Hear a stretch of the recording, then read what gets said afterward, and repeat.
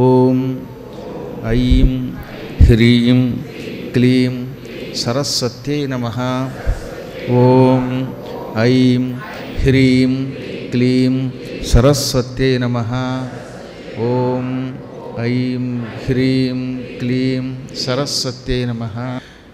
శివారాధన చెయ్యాలి అనుకున్నటువంటి వాడిని సాధకుడు అంటారని ఇతపూర్వం మీకు వివరించాం. ఈ సాధకుడు ఏదో ఒక శుభముహూర్తంలో నేను ఈ రోజు నుంచి ఈశ్వరుడిని ఆరాధిస్తున్నాను అని ఒక సంకల్పం చేసుకోవాలి. మనస్సులో ఒక పని చేస్తాను, దీన్ని విడిచిపెట్టను అని గట్టిగా దృఢంగా భావిస్తే అది కూడా సంకల్పమే అవుతుంది. ఇలా అనుకున్న తర్వాత ఆలస్యం చేయకూడదు. ఆరాధన చెయ్యాలి అనుకున్నటువంటి వాడు ఇవాళ మొదలు పెడదాము, రేపు మొదలు పెడదాము, ఎల్లుండి మొదలు పెడదామని ఆలస్యం చేయొద్దు అని సూతుడు చెప్పాడు. ఎందుకని? ఏ క్షణంలో ఏం జరుగుతుందో తెలియదు కనుక. అందువల్ల చెయ్యాలి అనుకున్నటువంటి వాడు తక్షణమే శివార్చన చేయటానికి సంకల్పించాలి. ఒక్కొక్కప్పుడు మనకు అనుమానం రావచ్చు, శుభముహూర్తంలో ప్రారంభించమన్నారు కదా, ఇవాళ ఏ అష్టమో వచ్చింది, లేకపోతే ఇంకో షష్ఠి వచ్చింది, ఇవాళ చెయ్యొచ్చా లేదా, ఏకాదశి దాకా ఆగుదామా, పూర్ణిమ దాకా ఆగుదామా, లేక ఇంకేదైనా మన తారాబలం కోసం ఆగుదామా అని కొందరికి అనుమానం వస్తుంది. అందుకని సూతుడు ఏమన్నాడు, భగవంతుణ్ణి అర్చించాలి అనే సంకల్పం మనస్సులో కలిగిన వెంటనే అదే శుభలగ్నం అయిపోతుందిట, అదే శుభముహూర్తం. అందుకే ఇంకా మళ్ళీ ఇంకో ముహూర్తం కోసం ఆలోచించద్దు. మాండవ్యుడనే మహర్షి మనోజవం అన్నాడు. అంటే మనస్సులో ఒక్కసారి చెయ్యాలనే ఒక వేగం, ఒక స్ఫూర్తి ఆలోచన వచ్చిన వెంటనే తక్షణం చెయ్యాలి. అందుకే మనోజవంతు మాండవ్య అని ఒక సూత్రం కూడా ఉన్నది. ఒక్కొక్కడు ఒక్కోటి చెప్పినా ఫైనల్గా వ్యాసుడు చెప్పిందే సూత్రం కనుక వ్యాసుడు ఏమన్నాడు అనమాట, నీ మనస్సులో నేను ఈ రోజు నుంచి ఆరంభించాలని ఒకసారి సంకల్పిస్తే అదే శుభలగ్నం అవుతుంది. ఈ శుభలగ్నంలో భగవత్స్మరణ చెయ్యాలి. నీకు ఏ దేవత ఇష్టమైతే ఆ దేవతాస్మరణ చేసిన వెంటనే అది శుభముహూర్తం అయిపోతుంది. ఇప్పటికి కూడా చూడండి, పెళ్ళిళ్ళల్లోనూ వాటిల్లోనూ శుభకార్యాల్లోనూ అది ఎటువంటి ముహూర్తమైనా ఓ శ్లోకం చదువుతారు. తదేవ లగ్నం సుదినం తదేవ తారాబలం చంద్రబలం తదేవ విద్యాబలం దైవబలం తదేవ లక్ష్మీపతే తేంఘ్రియుగం స్మరామి అని. లక్ష్మీపతే లక్ష్మీ వల్లభ నారాయణ, తే నీ యొక్క అంఘ్రియుగం రెండు కాళ్లను స్మరామి స్మరిస్తున్నాను, నారాయణ నీ పాదాలని స్మరిస్తున్నాను. ఎందుకు స్మరిస్తున్నాను? ఆ స్మరణ మంచి లగ్నమట. తదేవ లగ్నం, తత్ ఏవ అదే మంచి లగ్నము అన్నాడు ఆయన. అనగా భగవంతుని పాదాలని స్మరిస్తే ఆ క్షణమే ఒక గొప్ప లగ్నంగా మారిపోతుంది, అదే శుభలగ్నం. సుదినంతదేవ, భగవత్ స్మరణ చేసిన వెంటనే భగవంతుని పాదపద్మాలని మనస్సులో నిలుపుకొని నారాయణ పాదపద్మములను స్మరిస్తున్నాను అని భావించినంత మాత్రం చేత అది మంచిదనం అవుతుంది, అదే శుభదినం అవుతుంది. అదే తారాబలం, అదే చంద్రబలం, అదే విద్యాబలం, అదే దైవబలం. కాబట్టి భగవన్నామస్మరణ చేయడానికి ఇంక వేరే ఒకళ్ళ భగవన్నామస్మరణమే లగ్నం. అందుకని రేపు మాపు అనే లోపు నీ ఆయువు తీరిపోవచ్చు, అసలు అవకాశం లేకపోవచ్చు. ఉత్తమ కార్యక్రమములు తక్షణమే చెయ్యాలి అన్నారు. తర్వాత ఒక శివలింగాన్ని శ్రద్ధతో తీసుకోవాలి. ఈ శివలింగాన్ని గురువులు ఉపాసకులు అయిన వారి ద్వారా తీసుకుంటే ఎక్కువ లాభం. ఒకవేళ ఎవరూ దొరకకపోతే చిత్తశుద్ధితో ఒక మంచి లింగాన్ని కొనుక్కుని తానే అర్చన మొదలు పెట్టచ్చు. సాధ్యమైనంత వరకు గొప్ప గొప్ప గురువులో నిరంతరం శివార్చన చేసే మహానుభావులు ఎవరో ఒకరిని గట్టిగా పట్టుకుని వారి ద్వారా శివలింగం తీసుకోమన్నాడు. కానీ ఒక్కొక్కప్పుడు దొరకకపోవచ్చు కదా, చెయ్యాలని కోరిక వచ్చింది, గురువులు లభించలేదు. అటువంటిప్పుడు ఒక మంచి లింగాన్ని నీవే కొనుక్కుని దాని ఇంట్లో పెట్టుకో. శివలింగార్చన చేయటానికి వాళ్ళు వీళ్ళు అనే తేడా లేకుండా అందరూ అర్హులనే విషయం ఇదివరకు శివపురాణంలో చెప్పాం. ఇప్పుడు మళ్ళీ అధ్యాయం 2లో సూతుడు సూత సంహితలో, ఎందులో అధ్యాయం 2లో 4వ శ్లోకంలో చెప్పాడు. అందరూ శివలింగమును ఇంట్లో పెట్టి పూజించవచ్చు. శివలింగార్చన చేయడానికి సర్వులు అర్హులే. ఈ అర్హతలే లేకపోతే భక్త కన్నప్ప లాంటి వాళ్ళు ఏమైపోయేవారు అసలు? అందుకే శ్రీశైలం వంటి దివ్య జ్యోతిర్లింగాల్లో ఎప్పటికి కూడా ఎవరు వెళ్ళినా వాళ్ళ చేత ఆ శివలింగాన్ని తాకింపచేసి ధూళి దర్శనం చేయించి తరింపజేస్తున్నారు. అలాగే ఇళ్లలో కూడా ఒక లింగాన్ని పెట్టి పూజించండి. ఈ శ్రద్ధతో తీసుకున్న శివలింగాన్ని ఒక్కసారి ఇలా వక్షస్థలానికి తగిలించి పూజామందిరంలో పెడితే వీడి హృదయం శివలింగంలో ఉంటుంది, శివుడి యొక్క శక్తి హృదయంలో ఉంటుంది. అప్పుడు శివస్య హృదయం విష్ణు అనే సామెత నిజమవుతుంది. ఆ తర్వాత శివలింగాన్ని పూజామందిరంలో పెట్టగానే పైన చెయ్యి పెట్టి ఓంకారాన్ని ముమ్మారు జపించాలి. ఓంకారంతో ఆవాహన చెయ్యాలని ఇదే 4వ శ్లోకంలో చెప్పారు. ఆవాహనము అంటే ప్రత్యేకంగా ఏదో కష్టపడక్కర్లేకుండా శివలింగార్చన చేసేవాడికి సులభోపాయాన్ని వ్యాసుల వారు చెప్పారు. ఓం అనుకుంటే ఆ శివలింగం మీద చెయ్యి పెడితే శివుడి దివ్యశక్తి అందులోకి వచ్చి కూర్చుంటుంది. మళ్ళీ పూజ అయిపోయాక కూడా దాని మీద చేయి పెట్టి మరొక్కసారి ఓంకారాన్ని ఉచ్చరిస్తే మళ్ళీ శివుడు తన శక్తిని అందులో ఉపసంహరిస్తాడు. అంటే పూజ చేసేటప్పుడు లింగంలోకి శక్తిని ఆవహింపజేసుకుని పూజ అయ్యాక మళ్ళీ ఉద్వాసన చెప్పాలి. 24 గంటలు లింగంలో ఆయన కూర్చున్నాడు అనుకోండి, ఆయన అర్చించడం కొంచెం కష్టం అవుతుందిట సామాన్యులకి. నేను చెప్పేది సాక్షాత్తు శంకరాచార్యులు వంటి వారైతే ఎప్పుడూ వాళ్ళ శరీరమే శివలింగం అయిపోతుంది. సామాన్య మానవుడు ఇంట్లో ఉన్న శివలింగంలో నిరంతరం శివుడు కూర్చుని నన్ను అర్చించు అంటే అర్చించలేడు గనక ఓంకారంతో ఆవాహన చేసి శివలింగంలోకి శివుణ్ణి పిలిచి యథాశక్తి పూజ అయ్యాక మళ్ళీ ఓంకారం చెప్పించి వెళ్ళు నాయన అంటే వెళ్ళిపోతాడు. పిలిస్తే పలుకుతాడు ఈశ్వరుడు. భక్త సులభుడు. అందుకే కలియుగంలో ఈశ్వరుణ్ణి లింగ రూపంలో ఆవాహన చేసి పూజించి తరించడం తేలిక. తర్వాత వరుసగా తమ తమ సంప్రదాయాలను బట్టి కానీ గురువులు చెప్పినట్లు కానీ ఆవాహనం, ధ్యానం, అర్ఘ్యం, పాద్యం, స్నానం, ఆచమనం ఇవి సమర్పించమన్నాడు. ఇవన్నీ చేయటం మంచిది. ఒకవేళ చేయలేకపోయినా నమస్కారం చేసి మంత్రజపం చేయొచ్చు. అర్ఘ్యం దత్వా మునిశ్రేష్ట పూర్వోక్తేనైవ మంత్రతః పాద్యమాచమనంచైవ పునఃపూర్వోక్త మంత్రతః. ఈ పూర్వోక్త మంత్రం అంటే ఇక్కడ పంచాక్షరీ మంత్రం. ఇంత పూర్వం ఏం చెప్పాడంటే శివుణ్ణి ఎప్పుడూ పంచాక్షరీ మంత్రంతో ఉపాసించండి. కాబట్టి అర్ఘ్యం ఇస్తున్నప్పుడు ఓం నమ శివాయ అర్ఘ్యం సమర్పయామి, ఓం నమ శివాయ పాద్యం సమర్పయామి, ఓం నమ శివాయ ఆచమనం సమర్పయామి ఇలా అనుకోవాలి.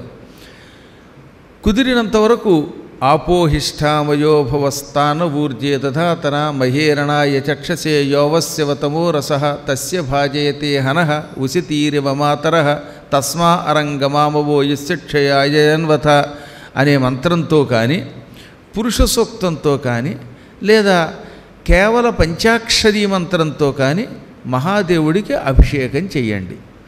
ఈ అభిషేకంలో పంచామృతాలు వాడచ్చు. అన్నిటికంటే ఈశ్వరుడికి చాలా ఇష్టమైనది అభిషేకంలో జలం. ఎంత జలాన్ని సమర్పించినా ప్రీతితో సేకరిస్తాడు.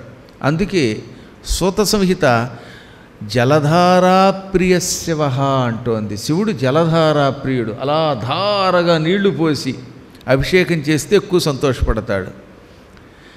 కొంత జలాన్ని తీర్థంగా సేకరించాలి. అందుకే జలధారతో అభిషేకిస్తున్నప్పుడు ఆ జలం వీలున్నంత వరకు మంచినీటితో చేయటం మంచిది. కొన్ని చోట్ల తొట్లో నీళ్లు, బావిలో నీళ్లు పోసేస్తారు. ఎక్కడ నీళ్లు? ఆ నీళ్లు మళ్ళీ తీర్థంగా మీరు తీసుకోవడానికి పనికిరావు. ఎందుకంటే వాటిల్లో దోషం ఉంది కనుక. అందుకని తీర్థస్వీకారమునకు కావలసిన శుద్ధ జలముతో అభిషేకించి చేతిలోకి పుడిసిల్లోకి ఆ నీరు అభిషేక జలం తీసుకుని భగవంతుడిని తలుచుకొని తీర్థంగా స్వీకరిస్తే ఆ వ్యక్తి శరీరంలో ఈశ్వరుడు కొలువయ్యుండి వాడికి వాక్శుద్ధినిస్తాడు. సాధకుడు పూజ అయ్యాక చేతులు కడుక్కొని కాసినవి నీళ్లు అప్పుడు చేతిలోకి తీసుకుని ముందేం చేయాలి? చెయ్యి కడగాలి. కాసిన నీళ్ళు చేతిలోకి తీసుకోవాలి. పునరాచమనం దత్వా అనాలి. అని ఆ నీళ్లు ఓ పళ్ళెంలో విడిచిపెట్టాలి. అప్పుడు ఏమవుతుందట? పూజలో ఏమైనా లోపాలుంటే వెళ్ళిపోతాయి. భగవంతునికి ఎన్ని రకాలు వీలుంటే అన్నీ సమర్పించు, ఏమీ లేకపోతే ఆయన ఏం అడగడట. చిట్ట చివరి మనస్సు ఒక్కటి చాలన్నారు. కొంతమంది శివార్చన కోసం రకరకాల కష్టాలు పడి చెరువుల్లోకి దిగి కొండలెక్కి గుట్టలెక్కి అడవుల్లోకి వెళ్ళి ఎవ్వరూ ఎప్పుడు ఎక్కడా సమర్పించని కొత్త కొత్త పువ్వులు సమర్పించాలనుకుంటారు. అది మంచిదే కాదండంలా, కానీ ఆ పువ్వుల కంటే ఉత్తమమైనది మనఃపద్మం అన్నారు. దీన్నే శంకరాచార్యులు వారు ఏం చెప్పారు? గభీరే కాసారే విశతి విజనే ఘోర విపినే విశాలే శైలే చ భ్రమతి కుసుమార్థం జడమతి సమర్ప్యైకం చేతస్సరసిజముమానాథ భవతే సుఖేనావస్థాతుం జన ఇహ న జానాతి కిమహో. శివ, నీ అర్చన చెయ్యాలి అని కొంతమంది భక్తులు భావిస్తారు. ఆ పూజ కూడా ఇంతవరకు ఎవరూ చెయ్యలేదు, అంత గొప్పగా చేశామని ఊహ వాళ్ళకి కలుగుతుందట. ఈ మధ్యన యూట్యూబ్లో అవేగా బొమ్మ మాట, కొమ్మ మాట, ఏదో పచ్చడి, ఇంకోటి ఏంటేంటో పిచ్చి పిచ్చి అన్నీ పెట్టడం. పచ్చడి పూజ ఏమిటి శివుడికి? లేకపోతేనేమో ఏదో అరటిపండు బాట, ఇవన్నీ రకరకాలు తయారు చేసి పిచ్చి పిచ్చి అలంకారాలు అన్నమాట. ఆడంబరం నేర్పి శివుడి మీద భక్తి లేకుండా చేసేస్తున్నారు. ఇది ఒక భయంకరం కలియుగం యొక్క లక్షణం. అలాంటి వాళ్ళు ఎవడో అనుకున్నట్ట ఈనాడు నేను శివుడికి ఎక్కడ ఎవడు ఎప్పుడు సమర్పించని ఒక కొత్త పువ్వు సమర్పిస్తాను అనుకుని ఎక్కడో దూరంగా ఉన్న పెద్ద చెరువు దగ్గరికి వెళ్ళాడు. ఆ చెరువు చాలా లోతు ఊబి, ఆ ఊబిలోకి కూడా నానాయాతన పడి వెళ్ళి చచ్చినంత పని అయ్యి మునిగిపోతూ అతి కష్టం మీద బయటకు వచ్చి అందులో పువ్వు పీక్కొచ్చాడు. ఆ పువ్వు తీసుకొచ్చాక చూశారా, ఆ చెరువులో పువ్వు నేను కాబట్టి తెచ్చాను, ఇంకెవరూ తేలేదు అని మీసం వెలేశాడు. మీసం ఉంది కనుక.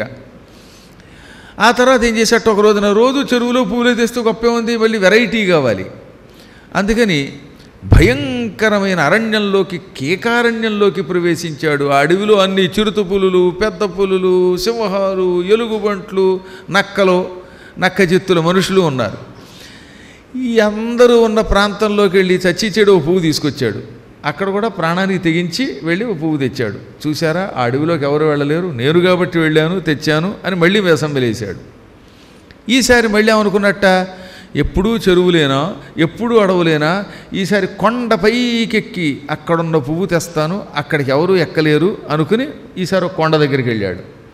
అదో బోడికొండ, పైన మాత్రమే ఉంది ఒక మొక్క, ఆ మొక్కకుంది ఒక్క పువ్వు. ఈ బోడికొండ మీదకి పాకుతూ ఉంటే కిందకి జారినంత పని అయ్యింది. సమస్త అవయవాలు జారిపోయాయి. అతి కష్టం మీద పాక్కుంటూ పైకి వెళ్ళి ఆ మొక్కకున్న ఒక్కగానొక్క పువ్వు పీకి పట్టుకొచ్చాడు.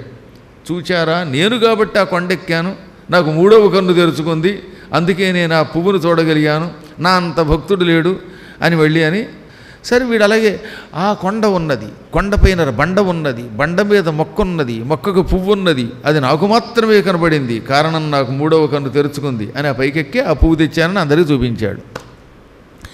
ఈ విధంగా అజ్ఞాని అయిన వాడు ఎదురుగుండా ఎన్ని పువ్వులున్నా అవి సరిపోక ఎక్కడా ఎవరికీ దొరకని కొత్త పువ్వులు కావాలనే ఊహతో వెళ్ళి కష్టపడి పీక్కొచ్చి ఈ పువ్వులు పెట్టి 10 మంది చేత శభాష్ అనిపించుకుంటాట. ఇంతకీ వీడు ఎందుకు ఈ పూజ చేస్తున్నాడు అనుకుంటున్నారు?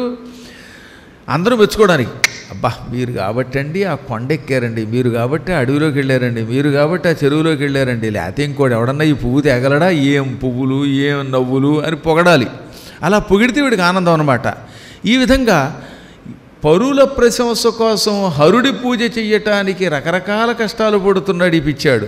కానీ వీడికి తెలియని ఒకటి ఉంది, ఇవన్నీ ఇస్తున్నాడు కానీ అసలైన పుష్పం ఇవ్వటం లేదు. అదేమిటిది? సమర్ప్యైకం చేతస్సరసిజముమానాత భవతే అన్నాడు ఆయన. ప్రతి వ్యక్తిలో చేత అంటే మనస్సు అనబడే సరసిజం తామర పువ్వు ఉన్నది, మనస్సు అనే ఒక పద్మం ఉన్నది. ఈ మనస్సు అనే పద్మమును సమర్పించకుండా నువ్వు ఎన్ని పువ్వులు ఇచ్చినా వ్యర్థం. అనగా నీ మనస్సుని భక్తితో శివుడి మీద లగ్నం చెయ్యి. ఆయన మీద మనస్సు లగ్నం కానప్పుడు ఎన్ని పూజలు చేస్తే ఉపయోగం ఉంది? ఆడంబరపు పూజలు ఏం పెద్ద అవసరం లేదు, చెయ్యి, కాదనడంలో నీ దగ్గర డబ్బు ఉందో ఇంకోటి ఉందో కాబట్టి చెయ్యి. కానీ అది పరుల మెప్పు కోసం కాదు, హరుని మెప్పు కోసం ఉండాలి. కాబట్టి చిట్ట చివరికి పరమాత్మకి సమర్పించవలసింది మనస్సు అనే పద్మము.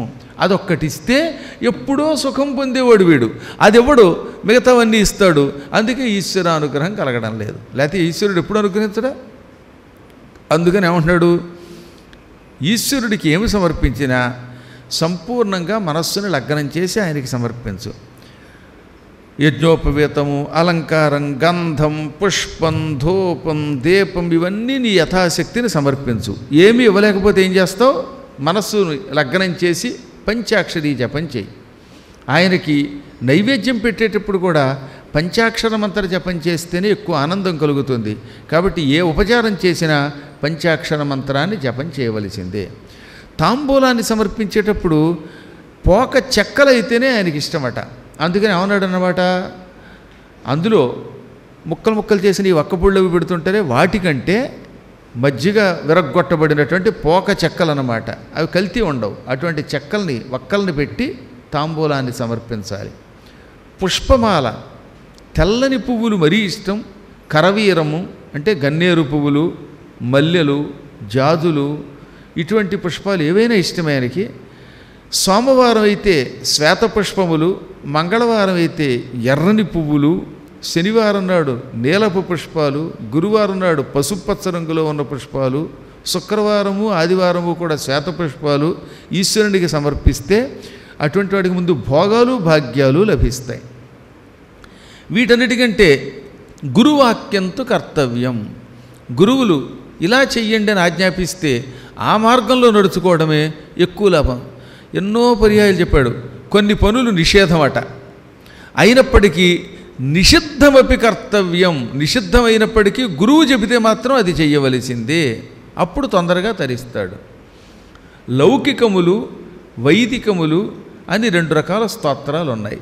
లౌకిక స్తోత్రాలు అనగా ఆధునికులైనటువంటి మనుష్యులు, ఋషులు మొదలైన వాళ్ళు రచించినవి. వైదికము అంటే వేదములలో చెప్పబడిన మంత్రములు. ఈ మహన్యాసము, నమకము, చమకము ఇవన్నీ కూడా వైదికములు, వేదములలో చెప్పబడినవి. అలా కాకుండా కాళిదాసు గారు రాసినవి, వ్యాసుడు రాసినవి కొన్ని, అలాగే మహానుభావులైన కవులు రాసినవి, శంకరాచార్యులు వారు రాసిన శివానంద లహరి, సౌందర్య లహరి ఇవన్నీ కూడా లౌకిక స్తోత్రములను పిలువబడతాయి. అందువల్ల కవులచే రచింపబడిన పౌరుషేయములన్నీ లౌకిక స్తోత్రాలు. అసలు ఏ పురుషుని చేత కాకుండా కేవలం తమంత తాము భగవంతుని సంకల్పంతో ఆవిర్భవించినవి అపౌరుషేయాలని పిలువబడే వేదమంత్రములు. వీటిల్లో ఈ రెండింటిని వాడుకోవచ్చునట. సాధారణంగా వైదిక మంత్రములను గురువుల ద్వారా నేర్చుకుంటేనే స్వరం తెలుస్తుంది. కాబట్టి ఎక్కడ ఏది ఎలా ఉచ్చరించాలో అక్కడ తెలుస్తుంది. కొన్ని చోట్ల దీర్ఘాలు ఉంటాయి, కొన్ని చోట్ల హ్రస్వాలు ఉంటాయి, కొన్ని చోట్ల ప్లుతాలు ఉంటాయి. ఆ ఉచ్చారణలో దోషం లేకుండా ఉండడానికి సాధ్యమైనంత వరకు గురుముఖతః నేర్చుకోవాలి. అసలు వేదమంత్రం అంటే గురువు ద్వారా నేర్చుకోవాల్సిందే, కానీ పుస్తకాల్లో చూసి నేర్చుకుంటే వచ్చేది కాదు. అది పుస్తకాల్లో చూసి నేర్చుకున్నారు అనుకోండి, మొత్తం అర్థం అనర్థం అవుతుంది. అందువల్ల ఈ రెండు స్తోత్రాల్లో ఏదైనా లౌకిక వైదిక స్తోత్రములతో ఈశ్వర ఆరాధన చేయవలెను. బ్రహ్మచారి, గృహస్థుడు, వానప్రస్థుడు అనే తేడా లేకుండా ప్రతి వ్యక్తి శివుణ్ణి పూజించవలసిందే. ఇది మాత్రం గుర్తుపెట్టుకోండి. శివార్చన కేవలం బ్రహ్మచారులే చెయ్యాలి, లేక వానప్రస్థులే చెయ్యాలి, లేక గృహస్థులే చెయ్యాలి అనే నియమం లేదట. Everyone should do it. ఇదో ఆ మాటే 12వ శ్లోకం చెప్పాడు. బ్రహ్మచారి గృహస్థశ్చ వానప్రస్థశ్చ సువ్రతాః ఏవం దినే దినే దేవం పూజయేదంబికాపతిం. పార్వతీ వల్లభుణ్ణి, ఈశ్వరుణ్ణి, బ్రహ్మచారి అయినా, గృహస్థాశ్రమంలో ఉన్నవాడైనా, వానప్రస్థాశ్రమంలో ఉన్నవాడైనా, వానప్రస్థం అంటే వనమునందు నివసించువాడు. పూర్వం అడవుల్లో ఉండేవారు, ఇప్పుడు అడవుల్లో ఎక్కడ ఉంటున్నారులేండి. జనారణ్యాలు తప్ప అడవులు లేవు, అడవుల్లో ఉండే అవకాశం లేదు. అడవిలో ఒకవేళ మీరు ఉందాం అనుకుంటే నక్సలైట్లు మిమ్మల్ని కాల్చేస్తారు. కర్మగాలి నక్సలైట్లు లేకపోతే పోలీసులే వచ్చి మీరు నక్సలైట్ని కాల్చేయచ్చు. అందువల్ల ఇప్పుడు కలియుగంలో వానప్రస్థం అంటే ఏదో అపార్ట్మెంట్ కొనుక్కుని అందులో ఉండడం మొదలెట్టారు ఈ మధ్యన.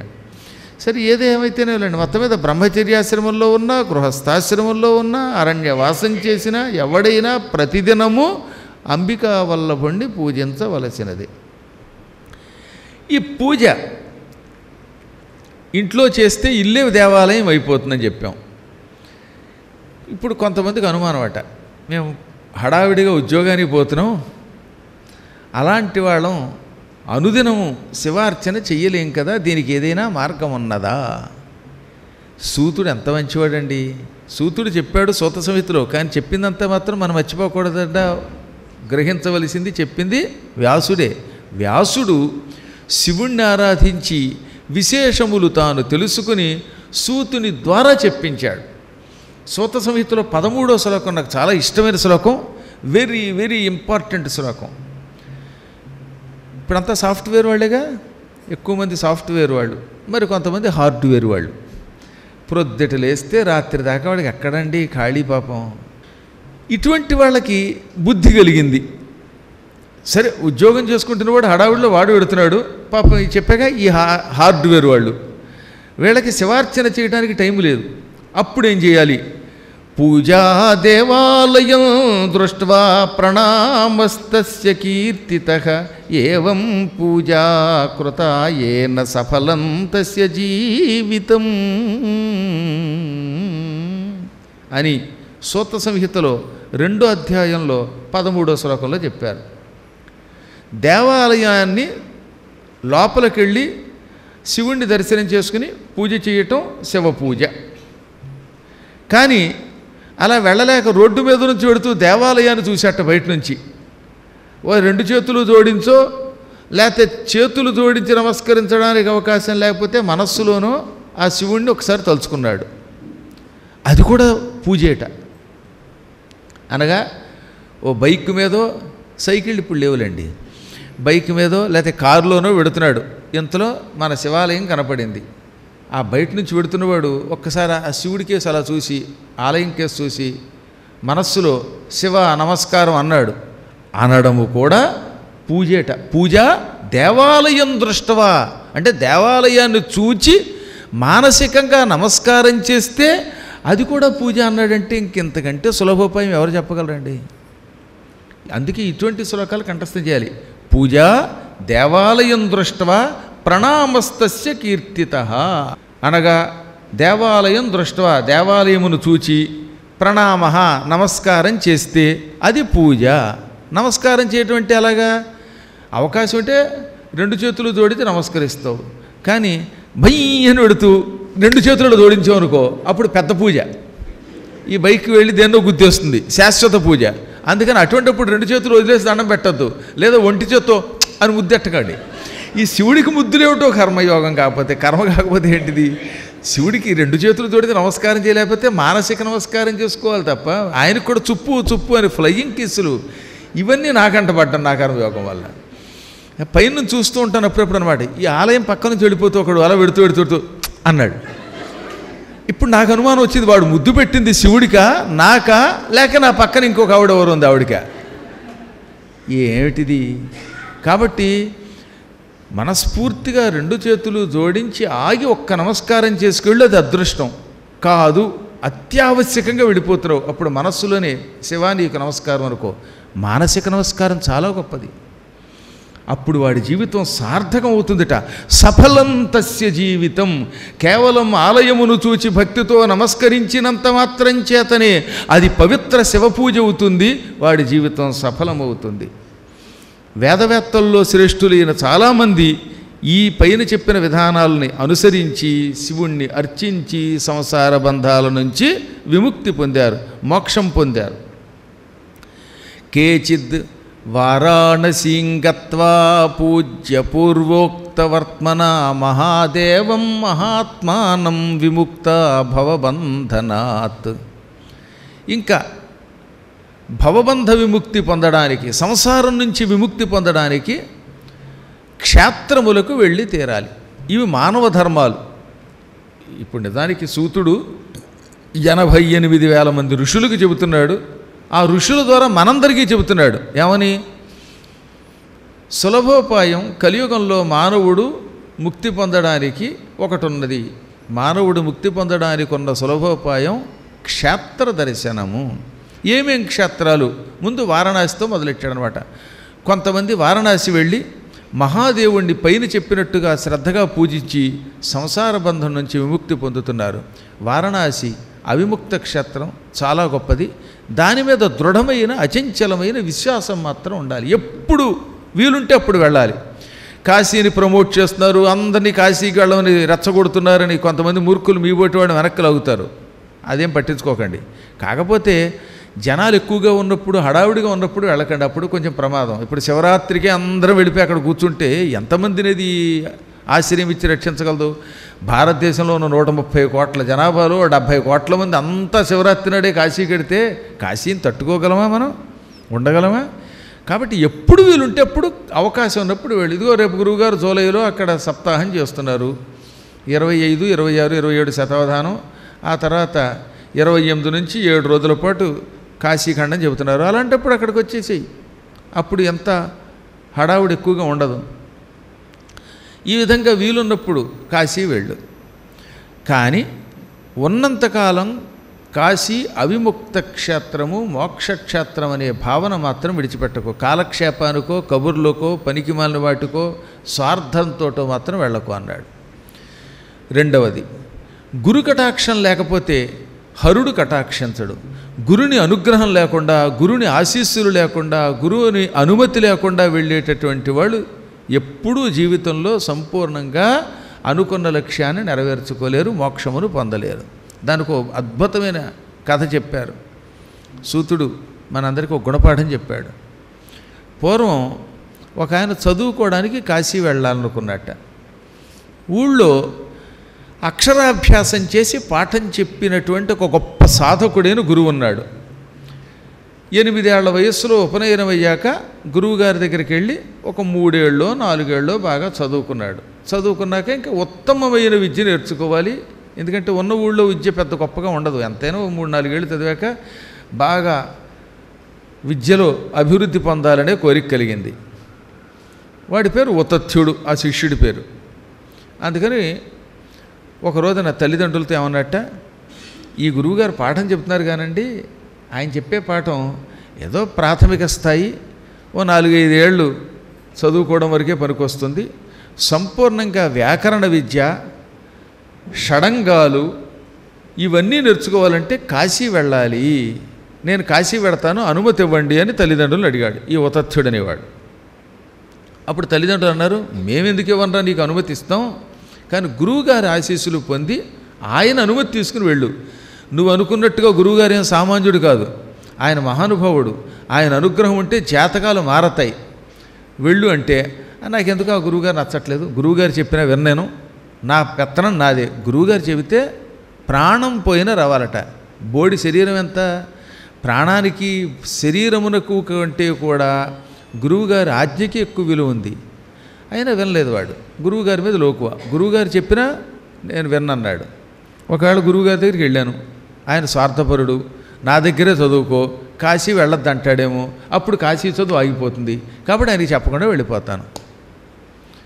పాపం తల్లిదండ్రులు నచ్చచెప్పారట, లేదురా నాయనా, ఆయన మహానుభావుడు, నువ్వు గట్టిగా భక్తితో అడిగితే వెళ్ళనిస్తాడంటే అదంతా అనవసరమని తల్లిదండ్రులు గురువుగారి ఆజ్ఞ తీసుకుని కాశీ వెళ్ళమంటున్నారు కనుక తల్లిదండ్రులకు కూడా చెప్పడం అనవసరం అనుకుని ఒక రాత్రి వీడు ఎవరికి చెప్పకుండా ఒక రోజున అర్ధరాత్రి కొంత డబ్బు తీసుకుని వెళ్ళిపోయాడు. వీడు కొంచెం చేదస్తుడు, ఆ డబ్బు తీసుకుని మొత్తం మీద కష్టపడి కాశీ వెళ్ళాడు. గురు కటాక్షం లేదు కదా, తల్లిదండ్రులకి చెప్పకుండా గురువుల అనుమతి తీసుకోకుండా వెళ్ళిపోయాడు. అందువల్ల వీడు కాశీ వెళ్ళాక ఒక గురువుగారు దొరికారు. ఆ గురువుగారు చెప్పే పాఠం వీడికి ఎక్కేది కాదు. ఆయన పాఠం ఎక్కకపోతే ఇంకో గురువు దగ్గరికి వెళ్ళాడు. అలా అలా తిరగడంలో ఏమైపోయింది, వీడు ఇంచుమించుగా 13వ ఏటో 14వ ఏటో అక్కడికి వెళ్ళినవాడు 25 ఏళ్ళు చదువుకోవాల్సి వచ్చిందిట. అంటే వెరసి వీడికి 39-40 ఏళ్ళు వచ్చేసాయి. నిజానికి కాశీలో మహాపండితులు ఉన్నారు.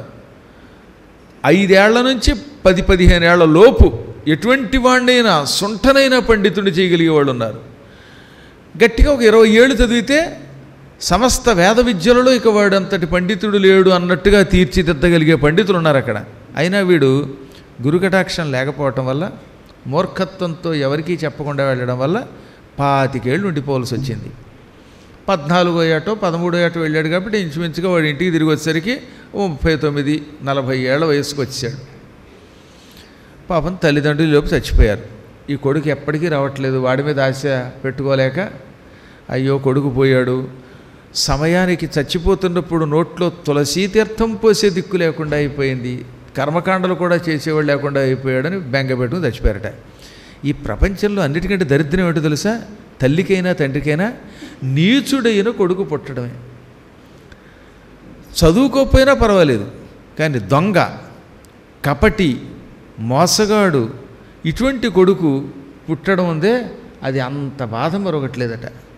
శరీరంలో పుండుని తట్టుకోవచ్చు, ఆఖరికి మృత్యుదేవతను కూడా తట్టుకోవచ్చు, క్షుద్రుడైన కొడుకుతో మాత్రం పడలేము అన్నారు. అందుకే అసలు కొంతంటి తల్లులే చేస్తారండి అనకూడదు, కానీ గారం చేసి తల్లులు చిన్నప్పుడు ఎవరికీ చెప్పకుండా మా వాడు మంచివాడు అని వెనక్కి వేసుకొచ్చి వాడు ఎన్ని పాపాలు చేసినా కప్పిపుచ్చి చివరికి వాడిని నాశనం చేస్తూ ఉంటారట.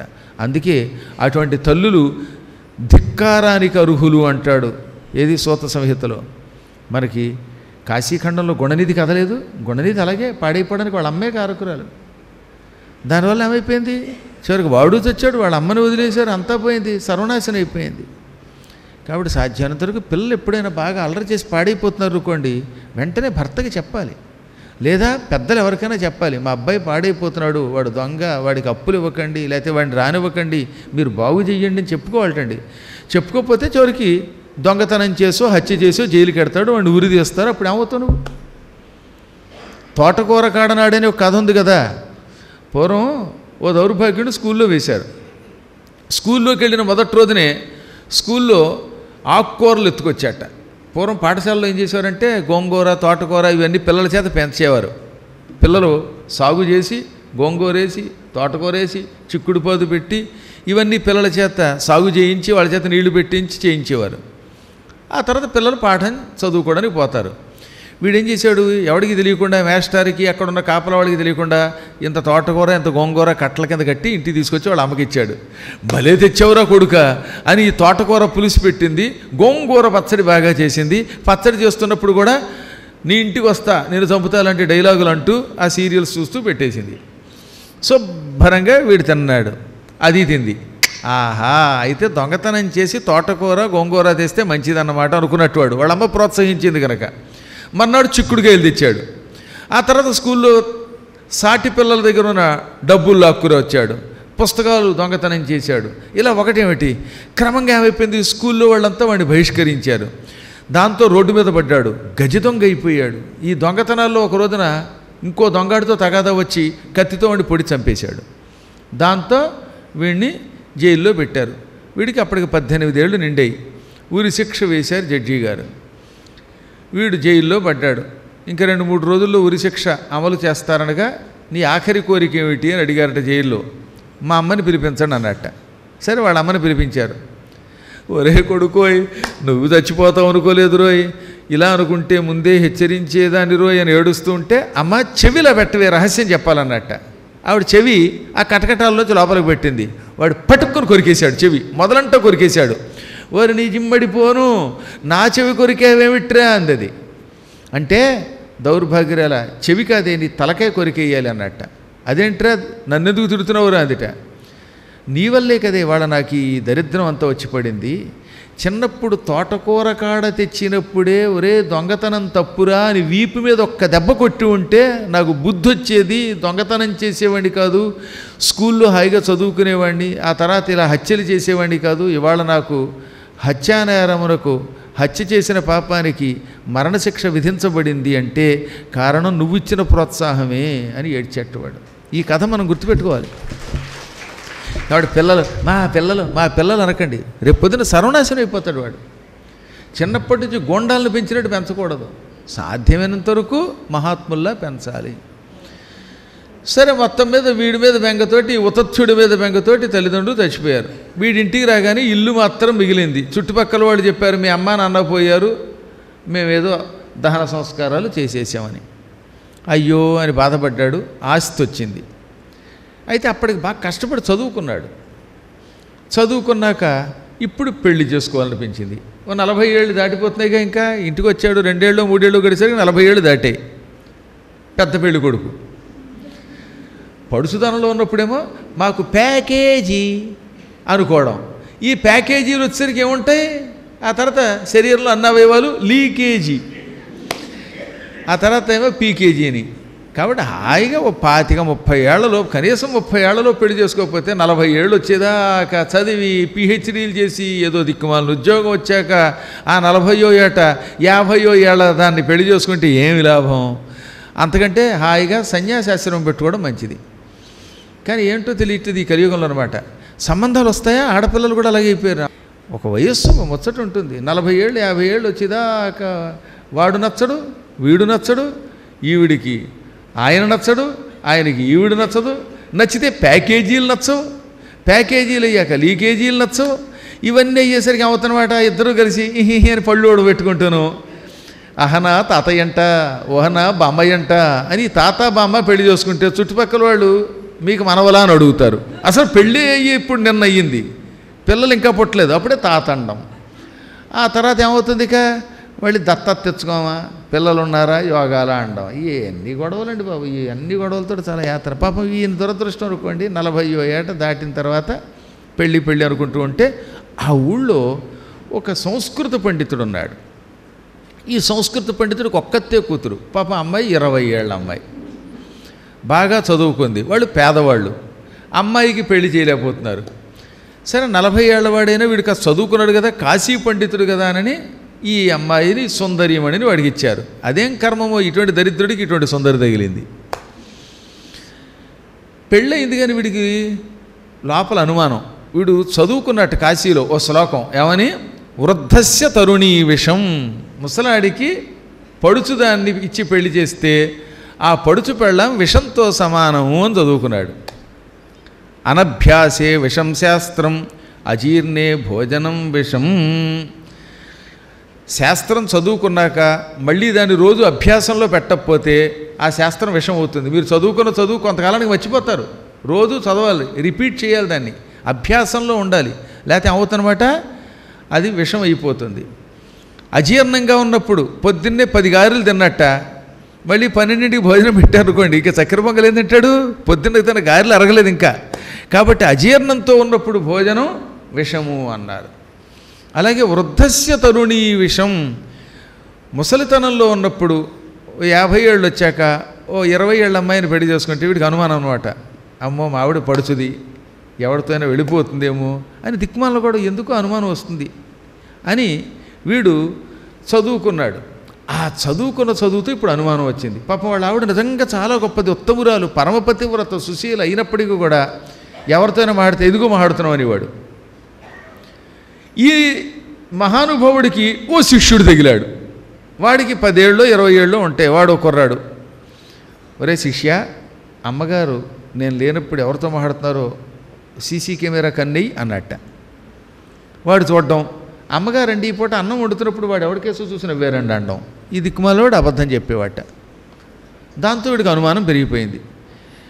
ఇంక ఈ అనుమానంతో ఎవరితో భార్య మాట్లాడినా సరే తట్టుకోలేక, చిచ్చి ఈ వయస్సులో పెళ్లి చేసుకోవడమే తప్పు, అందున ఇటువంటి పిల్లని పెళ్లి చేసుకోవడం ఇంకా తప్పు, పడుచుదాన్ని ముసలితనంలో పెళ్లి చేసుకోవడం తప్పని భావించి ఓ రోజున ఇంట్లోంచి చెప్పా పెట్టకుండా పారిపోయాడు, పెళ్ళానికి చెప్పకుండా. ఈ కూడా ఉన్న శిష్యుడు కూడా, గురు నువ్వు ఎక్కడికి వెళ్ళినా నేను నీ వెంటుంటానని ఆయన వచ్చాడు. ఇద్దరు వెళ్ళిపోయారు. ఒక 4-5 రోజులు అలా నడిచి నడిచి అలిసి ఓ 50-60 మైళ్ళు వెళ్ళి ఓ పల్లెటూరు చేరారు. ఆ పల్లెటూరు రాజుగారి రాజధానికి దగ్గరలో ఉన్నటువంటి పల్లెటూరు. రాజధాని అక్కడికి 5 మైళ్ళు మాత్రమే ఉంది. ఆ పల్లెటూరులో ఒక ఇంటికి వెళ్ళాడు. ఆ ఇంట్లో ఒక సుందరీమణి ఉన్నది. అమ్మ మాకు ఒక గదిప్పిస్తే వండుకుని ఇంత అన్నం తింటామనగానే, లేదండి మహానుభావులు పండితులు వచ్చారు, మీకు ఇంత అన్నం పెడతానులేండి, నిష్టగా భోజనం పెడతాను, అదిగో ఆ గదిలోకి వెళ్ళండి, ఆ గదిలో జపం చేసుకోండి, నేను వంట అయ్యాక మీకు నేను పెడతాను అన్నది. సరే పాపం వాళ్ళు గదిలో కూర్చొని జపం చేస్తున్నారు. ఈవిడ వంట చేసింది. వంట చేసి ఈ పదార్థాలన్నీ గదిలో పెట్టి వడ్డిస్తూ ఉంటే సరిగ్గా సమయానికి భర్త వచ్చాడు. ఈ వచ్చినటువంటి ఉతత్యుడి కంటే 7 ఆకులు ఎక్కువ చదివినవాడు వాడు. వీడికే అనుమానం వచ్చి పెళ్ళాన్ని వదిలేసి వస్తే వాడు ఇంకా దుర్మార్గుడు. మా ఆవిడ నేను లేనప్పుడు ఎవరో ఇద్దరిని గదిలో పెట్టింది, వాళ్ళకి భోజనాలు పెడుతోంది, వాళ్ళతో ఏదో చేస్తోంది అనుకుని ఆ బయట గొళ్ళెం పెట్టి తాళం వేసేసి పరుగున మహారాజు గారి దగ్గరికి వెళ్ళాడు. ఇతడు రాజుగారి దగ్గర ఆస్థాన విద్వాంసుడు, అందుకని రాజుగారి దగ్గరికి వెళ్ళాడు. మహారాజా, మా ఆవిడ ప్రవర్తన మీద నాకు అనుమానం, ఈ విషయం మీతో చెబితే చచ్చ మీ ఆవిడ ఉత్తమురాలన్నావు, ఇప్పుడు నేను మా ఆవిడ రెడ్ హ్యాండెడ్గా పట్టుకున్నాను, ఆవిడ ఎవరో ఇద్దరు విటులతో గదిలో ఉంది, ఆవిడకి బయట గొళ్ళెం పెట్టి తాళం పెట్టి ఆ ముగ్గురిని గదిలో పెట్టి పరిగెత్తుకొచ్చాను, తాళం కూడా నా చేతిలోనే ఉన్నది, మీరు రండి అన్నట్ట. మహారాజు గారు తెల్లబోయి, మీ ఆవిడ చాలా ఉత్తమురాలైనా నీకు ఈ అనుమానం ఏమిటి, అయినా నువ్వు గదిలో పెట్టి తాళం వేశానంటున్నావు కదా, అదేదో చూస్తాను అని రాజుగారు మంత్రిని అంట పెట్టుకొచ్చాడు. ఈ చదువుకున్నవాడు ఈయన కాస్త ఆస్థాన విద్వాంసుడు, అందుకని అభిమానంతో వచ్చాడు. తీరా వచ్చిన తర్వాత ఇదిగో ఎక్కడ తాళం, అదిగో తాళం తీ అన్నాడు రాజుగారు. తీస్తే లోపల విభూతి పెట్టుకుని భయపడిపోతూ ఇదెక్కడ గొడవ, మమ్మల్ని అరెస్ట్ చేసాడు ఈ హౌస్ ఓనర్ అని జపం చేసుకుంటున్న ఈ ముసలాయన పక్కన శిష్యుడు కనబడ్డారు.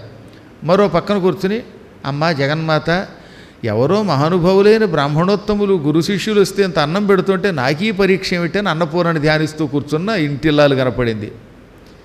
ఏమయ్యా పండితుడానికి ఏమన్నా బుద్ధి ఉందా, జపం చేసుకుంటున్న ఆ అమాయకులేమో విటులా, మీ ఆవిడేమో దుశ్శీలవత, ఇంత నీచుడు ఏమిటయ్యా నువ్వు అని మందలించి, అయ్యా మీరు ఎవరని అడిగితే, అయ్యా మమ్మల్ని జైల్లో పెట్టినట్టుగా ఈ గదిలో పెట్టి తాళం వేసిన ఆయన మాకు అన్నయ్య అండి, మేము ఆయనకి తమ్ముళ్ళం అండి అన్నట్ట. అదేలాగా అన్నాడు రాజు. ఇప్పటికి నాకు కళ్ళు తెరుచుకున్నాయి, నేను ఉతత్థ్యుడు అని పేరు కలిగిన ఒక పండితుడిని, తల్లిదండ్రుల మాట గురువు మాట లక్ష్యం పెట్టక ఎవరి అనుమతి తీసుకోకుండా కాశీ వెళ్ళి ఓ 25 ఏళ్ళు చదువు వెలబెట్టాను, చదువుకున్నాను, కానీ గురుకటాక్షం లేకపోయింది, దాంతో నా విద్య ఆలస్యం అయ్యింది. కష్టపడి చదువుకుని ఇంటికి వచ్చాక బంగారం లాంటి భార్య దొరికింది, కానీ ఎందుకో అనుమానం వచ్చింది. చదివిన చదువు సక్రమంగా అర్థం చేసుకోలేకపోవటం వల్ల వృద్ధస్య తరుణీ విషయం అనే ఒక ముక్క కొంచెం అర్థం చేసుకుని మా భార్యను అనుమానించి పారిపోయి వచ్చాను. ఇప్పుడు ఇక్కడికి వచ్చాక నాకు ఇప్పుడు విషయం అర్థమైంది. నేను ఇదిగో ఈ ఇల్లాలి భర్త ఈవిడిని అనుమానిస్తే ఎంత బాధపడిందో, అలాగే మా ఆవిడ కూడా నేను అనుమానించడం వల్ల అంత బాధపడిందని అర్థమైపోయింది అని జరిగిందంతా చెప్పాడు. అప్పుడు రాజు నవ్వుకొని, దొందప్ప అంటే ఇదే, ఈ పిచ్చాడేమో చదువుకున్న చదువు సరిగ్గా అమలులో పెట్టలేక తన పెళ్ళాన్ని అనుమానించి భార్యను వదిలేసి వచ్చాడు. ఆయన వెనకాతల గొప్ప శిష్యుడు తయారయ్యాడు. ఇక నువ్వు పరమపతివ్రత అయిన భార్య ఇంటికి వచ్చినటువంటి వేద పండితులకి ఇంత అన్నం పెడుతూ ఉంటే వాళ్ళనేమో గదిలో పెట్టి తాళం వేస్తావా మూర్ఖుడా, ఇకనైనా బుద్ధి తెచ్చుకో అన్నట్ట. అప్పుడు ఈయన లెంపలేసుకుని భార్యని క్షమించమని అడిగి వీళ్ళిద్దరికీ అప్పుడు భోజనం పెట్టాడు.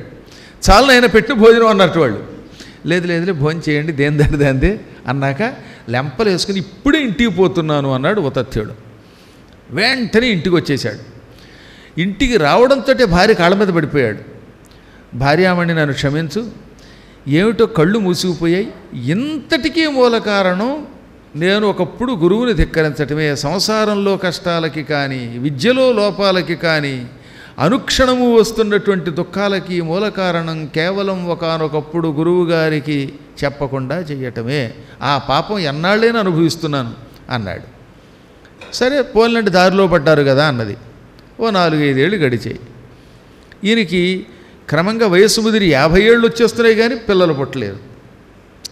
చివరికి సంతాన ప్రాప్తికి ఏం చెయ్యాలి అనుకుంటూ ఉంటే అనుకోకుండా సూత మహర్షి అక్కడికి వచ్చాడు.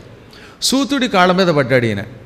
నాయన, మీ ఇంటికి దగ్గరలో ఒక శివాలయం ఉన్నది, అది అత్యంత ప్రాచీనాలయం, అందులో 40 రోజుల పాటు నిత్యం 108 ప్రదక్షిణలు చెయ్యి, రోజు శివుడికి జలాభిషేకం చెయ్యి, ప్రతిదినము ఒక పండు నివేదన చెయ్యి, ఆ పండు ఇంటికి వచ్చాక నువ్వు మీ భార్య తినండి.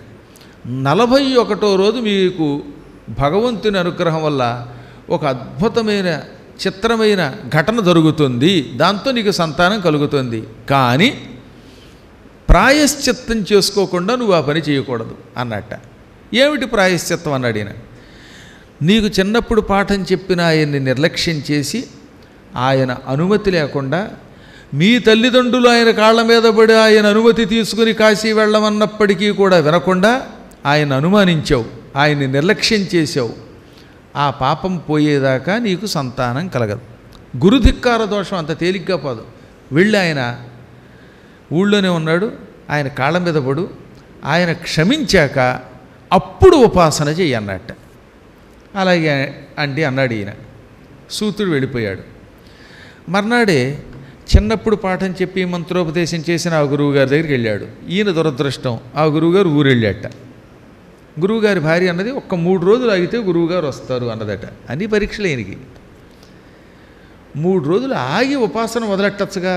అమ్మో 3 రోజులు ఆలస్యం అయిపోదా, ఆ గురువుగారికి చెప్పకపోతే ఏమిట్లే అని మొదలుపెట్టేశాడు శివాలయంలో ప్రదక్షిణ. 40 రోజులు చేశాడు. మధ్యలో పొలిమేర దాటకూడదు కనుక ఆ గురువుగారి దగ్గరికి వెళ్ళలేదు. 40 రోజులు రోజు శివుడికి ప్రదక్షిణ, జలాభిషేకం చేసేవాడు, ఏదో ఒక పండు నైవేద్యం పెట్టేవాడు, ఆ పండు పట్టుకొచ్చి భార్యకి ఇచ్చేవాడు. భార్య ఆయన ఇద్దరు చెరిసగం తినేవారు. 41వ రోజు ఆ శివాలయంలో పునఃపూజ చేసుకున్నాడు. సరిగ్గా ఆకాశంలో ఒక పక్షి ఎగురుతూ ఒక పండు చేతిలో వేసిందిట. అది సంతాన ఫలం. ఆకాశవాణి ఏమన్నది, ఇది పరమ పవిత్రమైన సంతాన ఫలం. కైలాస పర్వత ప్రాంగణంలో 100 సంవత్సరములకోసారి అక్కడున్న చెట్టుకి ఈ పండు కాస్తుంది. ప్రతి 100 సంవత్సరములకు వచ్చే ఈ పండు ఎవడి చేతిలో పడితే వాడు అదృష్టవంతుడే. ఈ పండు తిన్నటువంటి వాళ్ళకి పండులాంటి కొడుకు పుడతాడు. ఒకవేళ పండుగా తినకుండా ముక్కలు చేసుకు తింటే, ఎన్ని ముక్కలు చేసుకుంటే అంతమంది పిల్లలు పుడతారు. జాగ్రత్తగా ఈ ఫలమును తీసుకెళ్ళి నీ భార్యకిచ్చి ఆమె చేత తినిపిస్తే నీకు సంతానం కలుగుతుంది అని ఆకాశవాణి అన్నది. వీడు ఆనందపడ్డాడు. అమ్మయ్య, సూతుడు చెప్పినట్టే 41వ రోజు విచిత్ర సంఘటన జరిగింది, ఈ చేతిలో పండు పడింది అనుకుని ఆ పండు తీసుకుని ఇంటికి వచ్చాడు. దాన్ని కడిగి భార్య చేతిలో పెట్టి పూజ మందిరంలో పెట్టి తినమనగానే ఆవిడ పూజా మందిరంలోకి పట్టుకెళ్ళింది. కర్మగారి ఓ పెద్ద గ్రద్ద వచ్చి ఆ పండు ఎత్తుకుపోయింది. ఇంట్లోకి గ్రద్దలు రావు, ఆ పూట గద్ద ఎత్తుకుపోయింది. చేతిలో ఉన్న ఆ పండు ఎర్రగా ఉంటేదో మాంసం ముక్క అనుకుని ఎత్తుకుపోయింది. ఇంకా చూడండి, వీడు గుండెలు బాదుకుని ఏడ్చాడు. భార్య ఏడ్చింది. ఏట్రా 40 రోజులు కష్టపడ్డాం, 41వ రోజు సంతాన ఫలం వచ్చింది, తీరా ఫలం తినేటప్పుడు ఈ ఫలం ఎగిరిపోయింది ఏమిటి అనుకుంటూ ఉంటే సరిగ్గా ఆ సమయానికి మళ్ళీ సూత మహర్షి వచ్చాడు. ఏడుస్తూ ఆయన కాళ్ళ మీద పడ్డట్టు. ఈయన, మహాత్మా, మీరు చెప్పిన అన్ని పనులు చేశామండి, కానీ సంతాన ఫలం దక్కలేదు. 100 ఏళ్లకోసారి కైలాస పర్వత ప్రాంగణంలో కాసేటటువంటి ఆ పండు చేతిలో పడి కూడా మా చేతికి దక్కలేదు, మా ఆవిడ తినకుండా ఎగిరిపోయింది, కారణం ఏమిటని అడిగితే, మూఢ, ఇప్పటికి కూడా నీకు అర్థం కాలేదా అన్నట్ట. నాకు అర్థం కాలేదండి, నా లోపం ఏమిటో అన్నాడు. నేను నీతో ఏమన్నాను, నీకు చిన్నప్పుడు పాఠము చెప్పిన గురువు యొక్క అనుమతి లేకుండా చెయ్యొద్దు, ఆయన దగ్గరికి వెళ్ళి అనుమతి తీసుకో, అదే పాప ప్రాయశ్చిత్తము అన్నాను. కానీ 3 రోజుల తర్వాత ఆయన వస్తాడని తెలుసుకుని ఆలస్యం చేయడం ఇష్టం లేక ప్రాయశ్చిత్తం చేసుకోకుండా ఆయనకి నమస్కారం చేయకుండా పూజ మొదలుపెట్టావు. గురు కటాక్షం లేకుండా పోయింది, ప్రాయశ్చిత్తం జరగలేదు, అందువల్లే సంతాన ఫలం లభించి మాయమైపోయింది. కాబట్టి ఏ క్షేత్రమునకు వెళ్ళినా, ఏ అర్చన చేసినా అన్నిటికీ ముందు గురువాక్యమే కర్తవ్యం అన్నారు. గురోర్వాక్యం మంత్రమూలం, గురోర్వాక్యం, గురువు యొక్క వాక్యమే మంత్రానికి మూలం. అంటే ఏ సిద్ధికైనా గురు కటాక్షం ఉండవలసిందే. గురు కటాక్షం లేకుండా చేసే పని ఉన్నదే అది ఫలించినట్టు కనబడి కూడా ఫలించకుండా పోతుంది. అందుకే కొంతమంది ఎప్పటికీ సంతానం పొందలేరు, కొంతమందికి ఎప్పటికీ వివాహం అవ్వదు, కొంతమందికి కొన్ని శుభాలు కలగవు. కారణం ఎక్కడో గురుద్రోహం ఉన్నది, తెలియకుండా చేసిన గురుద్రోహం ఉన్నది. అది వాడికి అర్థం కూడా కాదు. వాదిస్తట, పిడివాదం కూడా చేస్తట, నేను ఎక్కడ చేశాను, నాకు భక్తి ఉంది అని మానసికంగా సరిపుచ్చుకుంటాడు. కానీ చేసిన లోపమే అనగానే ఇంకా నాకు ప్రాయశ్చిత్తం లేదా అన్నాడు. ఈ జన్మకి నీకు సంతానం లేదు, అయితే నేను తరించడం ఎలాగా అన్నాడు ఆయన. ఇంకా సంతానం ఎలాగోలేదు, వెళ్ళి మళ్ళీ ఆ గురువుగారి కాళ్ళ మీద పడి తీర్థయాత్రలు చేస్తాను, అనుమతి ఇమ్మని కోరు. ఆయన అనుమతి ఇస్తే యాత్రలకు వెళ్ళు, యాత్రలకు వెడితే మీ ఇద్దరూ సంతాన ప్రాప్తి పొందకపోయినా కనీసం మోక్షమైనా పొందుతారు అన్నాడు. దాంతో ఈయన వెళ్ళి మళ్ళీ గురువుగారి కాళ్ళ మీద పడితే అప్పుడు గురువుగారు వారణాసికి వెళ్ళు, నువ్వు అక్కడే చదువుకున్నావు కదా, వారణాసిలో ఉంటూ వీలున్నంత వరకు నిరంతరం గంగా స్నానం చేసి ఈశ్వరుని అర్చించండి, మీ దంపతులిద్దరికీ ఈశ్వర కటాక్షం లభిస్తుంది అని ఆజ్ఞ ఇచ్చాక మళ్ళీ ఉతత్యుడు వారణాసి వెళ్ళి అక్కడే నివాసం ఉండి ఈశ్వరుణ్ణి సేవించి చివరికి గురువుగారి ఆశీర్సులు ఉన్నాయి గనక కైలాసానికి శాశ్వతంగా వెళ్ళిపోయాడు. కాబట్టి భవబంధనము నుంచి విముక్తి పొందాలి అనుకున్నటువంటి వాళ్ళు గురుకటాక్షం ముందు పొందాలి. మహాదేవం మహాత్మానం విముక్తా భవబంధనాత్. కొంతమంది గురువులను ఆశ్రయించి వారి ఆశీస్సులు తీసుకుని శ్రద్ధతో వారిని పూజించి వారణాసి వెళ్ళి తద్వారా సంసార బంధం నుంచి విముక్తి పొందుతారు. చిత్రం ఏంటో తెలిసిన, వీళ్ళింట్లోంచి సంతాన ఫలం పట్టుకుపోయింది గ్రద్ద. అదేం చేసిందిట, చిన్నప్పటి నుంచి గురుభక్తితోటి గురువుగారి దగ్గర విద్యాభ్యాసం చేసిన మరొకడు ఉన్నాడు. వాడికి పెళ్ళవగానే గురువుగారి దగ్గరికి వెళ్ళి ఆశీస్సులు తీసుకున్నట్ట. వాడి చేతులు పారేసిందిట పండు. వాళ్ళు తిన్నారు, వాళ్ళకి సంతానం కలిగింది. ఆ కుర్రవాడికి వరరుచి అని పేరు పెట్టారు. ఆయనకి మరో పేరు కాత్యాయనుడు. వ్యాకరణమునకు ఆయన అద్భుతమైన వార్తికం రాశాడు. సంస్కృతంలో వ్యాకరణానికి 3 గురువులు ఉన్నారు. ఒక ఆయన పాణిని, ఆయన సూత్రం ఇచ్చాడు. అనగా ఇకో ఎణచి అని ఎణాదేశి సంధికి సూత్రం. ఆ ఇకో ఎణచి అనే సూత్రమేమో పాణిని రాశాడు. ఏకస్థానే ఎణ్స్యాత్ అచి సంహితాయాం, దీనికి వార్తికము అని పేరు. ఈ వార్తికం ఈ కాత్యాయనుడు రాశాడు. ఆ తర్వాత పతంజలి భాష్యం రాశాడు. అందుకనే పాణిని, కాత్యాయనుడు, పతంజలి ఈ 3 కూడా వరుసగా వ్యాకరణమునకు 3 ఋషులు, మహానుభావుల మునులు. వాళ్ళని పూజించి తీరాలి ఎవరైనా చదువుకునేటప్పుడు. అందులో రెండో వాడైన కాత్యాయనుడు ఈ సంతాన ఫల ప్రభావంతో పుట్టాడు కాబట్టి అంత అద్భుతంగా వ్యాకరణం రాయగలిగాడు. కాబట్టి ఏతావాత ఏం తెలుస్తుంది, నువ్వు ఏ క్షేత్రమునకు వెళ్ళినా, ఎంత గొప్ప పని చేసినా వీలున్నంత వరకు గురువుల యొక్క ఆశీస్సులు తీసుకోవాలను. గురువులు పర్వాలేదంటే అది మంచిది. ఒకవేళ గురువులు లేరనుకోండి, అప్పుడు ఈశ్వరుణ్ణే గురువుగా భావించాలి. చిన్నప్పటి నుంచి మాట వరుసకు కూడా గురువులు లేరు కర్మయోగం వల్ల, అప్పుడు ఈశ్వరుణ్ణి భక్తితో ప్రార్థించి వెళ్ళాలి. కానీ ఏదో రకంగా ఒక్క గురువుని ఆశ్రయిస్తే ఎక్కువ లాభం. కేచిత్ శ్రీ సోమనాథాఖ్యం కేచిత్ కేదారమద్భుతం. మరికొంతమంది గురుకటాక్షంతో సోమనాథ దేవాలయానికి వెళ్ళి తరిస్తారు. అక్కడ సోమేశ్వరుడు, సోమనాథుడనే పేరుతో ఈశ్వరుడున్నాడు. పూర్వం చంద్రుడు క్షయరోగము నుంచి విముక్తి పొందడం కోసం ప్రతిష్ఠించిన దివ్యలింగం, అది కూడా జ్యోతిర్లింగం. అక్కడికి వెడితే అది కూడా శుభాన్నిస్తుంది. కొంతమంది అద్భుతమైన కేదార క్షేత్రానికి వెడతారు. అక్కడ ఈశ్వరుడు కేదారేశ్వరుడు. కేదారము అనే శబ్దమునకు పొలము అని అర్థం. మన శరీరాన్ని పొలంతో పోల్చారు. ఈ పొలంలో శివుడు అనేటటువంటి వాడు చేరి ఈ పొలాన్ని సస్యశ్యామలం చేస్తున్నాడు. అనగా మోక్షం అనే పంటను ఇస్తాడు. అందువల్ల కేదారేశ్వర దర్శనం, జ్యోతిర్లింగ దర్శనం మహాయోగం. వీలున్నంత వరకు పాదములతో శ్రమపడి కేదారం మీద ఉన్నటువంటి కొండ దగ్గరికి వెళ్ళి ఆ ఈశ్వర దర్శనం చేసుకోగలిగితే అటువంటి వాడికి ఇక భవబంధములు ఉండవు అన్నారు.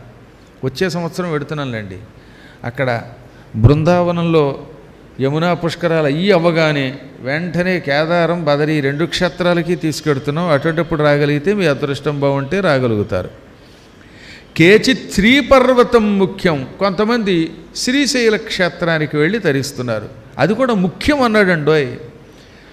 శ్రీశైలం ఎందుకు ముఖ్యము అంటే శ్రీశైల శిఖరం దృష్ట్వా పునర్జన్మన విద్యతే. శ్రీశైల శిఖరమును చూస్తే అటువంటి వాడికి పునర్జన్మ ఉండదు. అందువల్ల తప్పక వెళ్ళాలి. జ్యోతిర్లింగాలలో మన అదృష్టం బాగుండి మనకి చాలా దగ్గరలో ఉంది కదా, ఎంతో కష్టపడి దూరం కూడా వెళ్ళక్కర్లేదు. గుంటూరులో ఉన్నవాడికైతే గట్టిగా 5-6 గంటల ప్రయాణం చేస్తే పరుగు పరుగున వెళ్ళిపోవచ్చు. అంటే కారులోనే చెప్పేది. పరుగు పరుగునంటే నాతో సమానంగా పరిగెడతారని కాదు. ఎంత పరిగెత్తినా 5-6 గంటలు వెళ్ళామనుకోండి. మరీ ఓవర్గా పరిగెడితే 5-6 గంటలు ఇంకర్మ పావు గంటలో పైకి వెళ్ళిపోవచ్చు.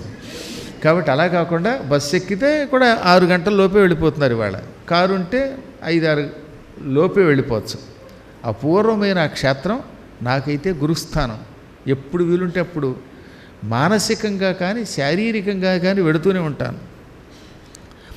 ఇంకో అదృష్టం ఏంటంటే ఈ శ్రీశైల క్షేత్రంలో మహానుభావులు చాలామంది ఉన్నారు. ఇప్పటికి కూడా శ్రీశైల ప్రభ అని ఉంటుంది అక్కడ. ఆ శ్రీశైల ప్రభ ఎడిటరు పరమభక్తుడు ఆయన. అనిల్ కుమార్ గారని ఉన్నారు. గురువుగారంటే ఆయనకి చాలా భక్తి. మేము ఆ శ్రీశైల ప్రభకి ఎన్నో వ్యాసాలు కూడా రాస్తున్నాం. కేచిత్ గోపర్వతం తథా, కొంతమంది గోపర్వతం గోవర్ధన పర్వతానికి కడతారు. గోపర్వతం ఉన్న గోవర్ధన ఉన్న ఓటే. గోవర్ధన పర్వతం బృందావనంలో ఉన్నది. దానికి గిరి ప్రదక్షిణ చేయటం కూడా మహాతపస్సే. కేచిత్ దక్షిణ కైలాసం, మరి కొంతమంది దక్షిణ కైలాసానికి కడుతున్నారు. దక్షిణ కైలాసము అనగా శ్రీకాళహస్తి, దాన్ని దక్షిణ కైలాసము అంటారు. మరి కొంతమంది పాఠాంతరంలో దక్షిణ కైలాసము అంటే దక్షారామ భీమేశ్వరుడు అని కూడా చెప్పారు. మొత్తం మీద దక్షారామమైనా కాళహస్తి అయినా దక్షిణ కైలాసమే. కేచిద్ అగ్నీశ్వరాభిధం, మరికొంతమంది ఈ కలియుగంలో అగ్నీశ్వర క్షేత్రానికి వెళ్ళి తరిస్తున్నారు, అనగా అరుణాచలానికి వెళ్ళి తరిస్తున్నారు. అరుణాచలానికి గిరి ప్రదక్షిణది చేస్తున్నారు. అందరూ అక్కడికి వెళ్ళక్కర్లేదండి. వీటిల్లో ఏదైనా గొప్పదే. సమయ సందర్భాన్ని బట్టి ఏది వీలుంటే వాటిని దర్శించమన్నారు. చేదస్తంతో కేవలం అరుణాచలం మాత్రమే వెళ్ళాలి, లేకపోతే కాశీలో మాత్రమే కాకుండా వీటిల్లో ఏ క్షేత్రానికి వెళ్ళినా ఏదో సమయంలో మిగతా క్షేత్రానికి వెళ్ళే అవకాశం వస్తుంది. కేచిత్ శ్రీహరతీర్థాఖ్యం, కొంతమంది శ్రీ హరతీర్థానికి కడతారు. హరతీర్థము అనగా అత్యంత పవిత్రమైన రామేశ్వర తీర్థము అని పేరు. మరికొంతమంది వృద్ధాచలాభిధం, వృద్ధ పర్వతానికి కడతారు. మరికొంతమంది వల్మీక క్షేత్రానికి కడతారు. కొంతమంది హాలాస్య క్షేత్రానికి కడతారు. మరికొంతమంది రామేశ్వరంలో ఉన్న అన్ని బావులలో స్నానం చేసి ఆ రామేశ్వరలింగానికి ప్రదక్షిణ చేస్తారు. రామేశ్వరలింగం సాక్షాత్తు శ్రీరామచంద్రుడి యొక్క దివ్యశక్తితో ప్రతిష్ఠింపబడినటువంటిది. ఏమంటే రామేశ్వర లింగం గురించి దాదాపు అన్ని పురాణాలు చెప్పాయండి. మనం వ్యాసుడిని నమ్మాం కదా. లేదని, రామేశ్వరం లేదని ఎవడన్నా అన్నాడంటే వాడు కలిపురుషుడి యొక్క ప్రభావానికి లోనైనటువంటి వ్యక్తి అన్నమాట. అందువల్ల రాముడు ఈ రామేశ్వరలింగాన్ని ప్రతిష్ఠించింది సీతాన్వేషణ గడుతున్నప్పుడు కాదు, పట్టాభిషేకం అయ్యాక ఒకానొక సమయంలో ఆయన తీర్థయాత్రకు వెళ్ళి ప్రతిష్ఠించినట్టుగా పద్మపురాణము, ఇదిగో సూత సంహిత సూతుడంతటి వాడు అధ్యాయం 2లో చెప్పాడు కేచిద్ రామేశ్వరం పుణ్యం అని. ఎన్ని పురాణాలు, స్కాంద పురాణం చెబుతున్నది, ద్వాదశ జ్యోతిర్లింగాలకు సంబంధించినటువంటి చెబుతున్నది. రామేశ్వరం సేతుబంధం దగ్గరికి వెళ్ళినట్టుగా భాగవతంలో కూడా ఉంది. భాగవతంలో బలరాముడు తీర్థయాత్రలకు వెళ్ళాడు. ఆ తీర్థయాత్రలో రామేశ్వరానికి వెళ్ళినట్టుగా భాగవతం ఉంది, మహాభారతంలో ఉంది. అంటే మహాభారతం కూడా కాదనేటటువంటి వాళ్ళు ఉన్నారులేండి కర్మయోగం వల్ల. సరే, ఇవన్నీ పక్కన పెడితే రామేశ్వరానికి కూడా కొంతమంది వెళ్ళి తరిస్తారు. కేచిత్ కాంతారమాదరాత్, అన్నిటికంటే మానవులు నిరంతరం పురాణ కథలు విని తరించే ఒక కాంతారం అడవి ఉన్నది, అదే నైమిషారణ్యం. నైమిషి అనిమిష క్షేత్రే మునయ సౌనకాదయ సత్రం సర్గాయ లోకాయ సహస్ర సమమాసత. దేవతలు నిరంతరం తిరిగేటటువంటి దివ్యక్షేత్రం, దేవతలు కొలువై ఉండేటటువంటి క్షేత్రం, దేవతలు పురాణం వినడానికి ఇష్టపడే క్షేత్రం, గోమతి అనే నదం ప్రవహించే క్షేత్రం, అష్టాదశ పురాణములు రూపములు ధరించి తిరిగేటటువంటి క్షేత్రం, 1000 ఏళ్ల పాటు యజ్ఞం జరిగినటువంటి క్షేత్రం నైమిషారణ్యం.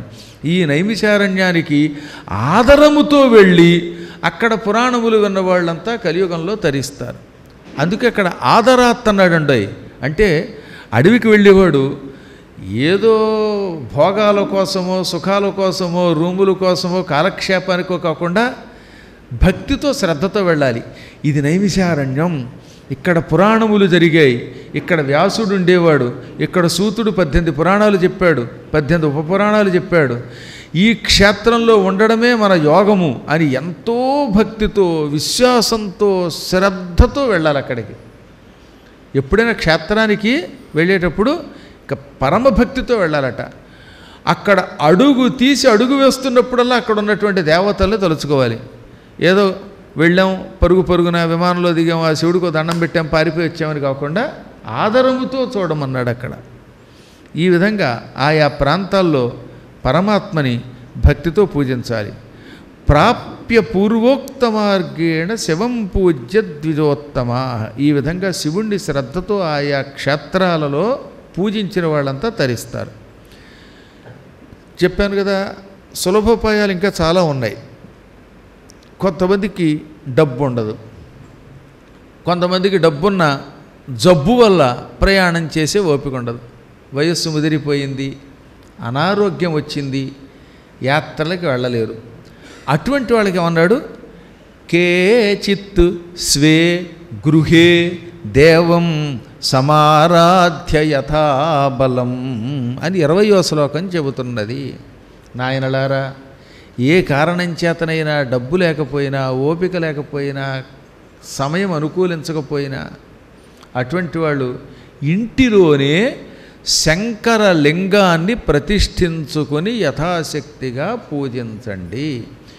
మీ ఇంటిలో కూడా ఉన్న శివలింగం సాక్షాత్తు వారణాసితో సమానమే, వారణాసి విశ్వేశ్వరలింగమే, కేదారేశ్వరలింగమే. దాన్నైనా పూజించి ధరించండి. కాబట్టి క్షేత్రాలకు వెళ్ళలేకపోతున్నాం, ఇక మన జీవితం వ్యర్థమని బెంగపెట్టుకోవాల్సిన అవసరం కూడా లేదు. వెళ్ళలేని వారికి నేను చెప్పేది, అన్నీ ఉండి నాటకం అవడం వల్ల ధనము సమయము ఇటువంటివి లేనప్పుడు, ఆరోగ్యము లేనప్పుడు అటువంటి వారు తమ గృహములో ఒక శివలింగమును పెట్టుకొని ఆ శివలింగమే విశ్వేశ్వరలింగంగా, కేదారేశ్వరలింగంగా, రామేశ్వరలింగంగా, శ్రీశైల మల్లికార్జునలింగంగా ఇలా ఏదో ఒక శివలింగంగా భావించి యథాశక్తిగా అర్చన చేస్తే అటువంటి వారంతా సంసార బంధం నుంచి విముక్తి పొందుతారు. కాకపోతే ఎవరి సంస్కారాన్ని బట్టి పూజలు అలా ఉంటాయి అనుకోండి. పూజ చేసే వాళ్ళందరికీ మోక్షమే కావాలనే కోరికుంటే ప్రపంచం ఎప్పుడో బాగుపడుతుంది. అందుకే ఇక్కడ ఏమంటాడు, కేచిద్ భోగేచ్ఛయా దేవం పూర్వోక్తే నైవ వర్త్మనా శ్రద్ధయా పూజ్య దేవేశం భుక్తవంతో మహాసుఖం. ఎక్కువ మందికి ఈ కోరికే ఉంటుందిట. ఏమిటా కోరిక? భోగేచ్ఛ. కలియుగంలో అయితే ప్రతి 100 మందిలో ఒక 90 మందినా మాకు ఈశ్వర అర్చన వల్ల భోగములు లభించాలి, సుఖాలు లభించాలి అనే కోరిక ఉంటుంది.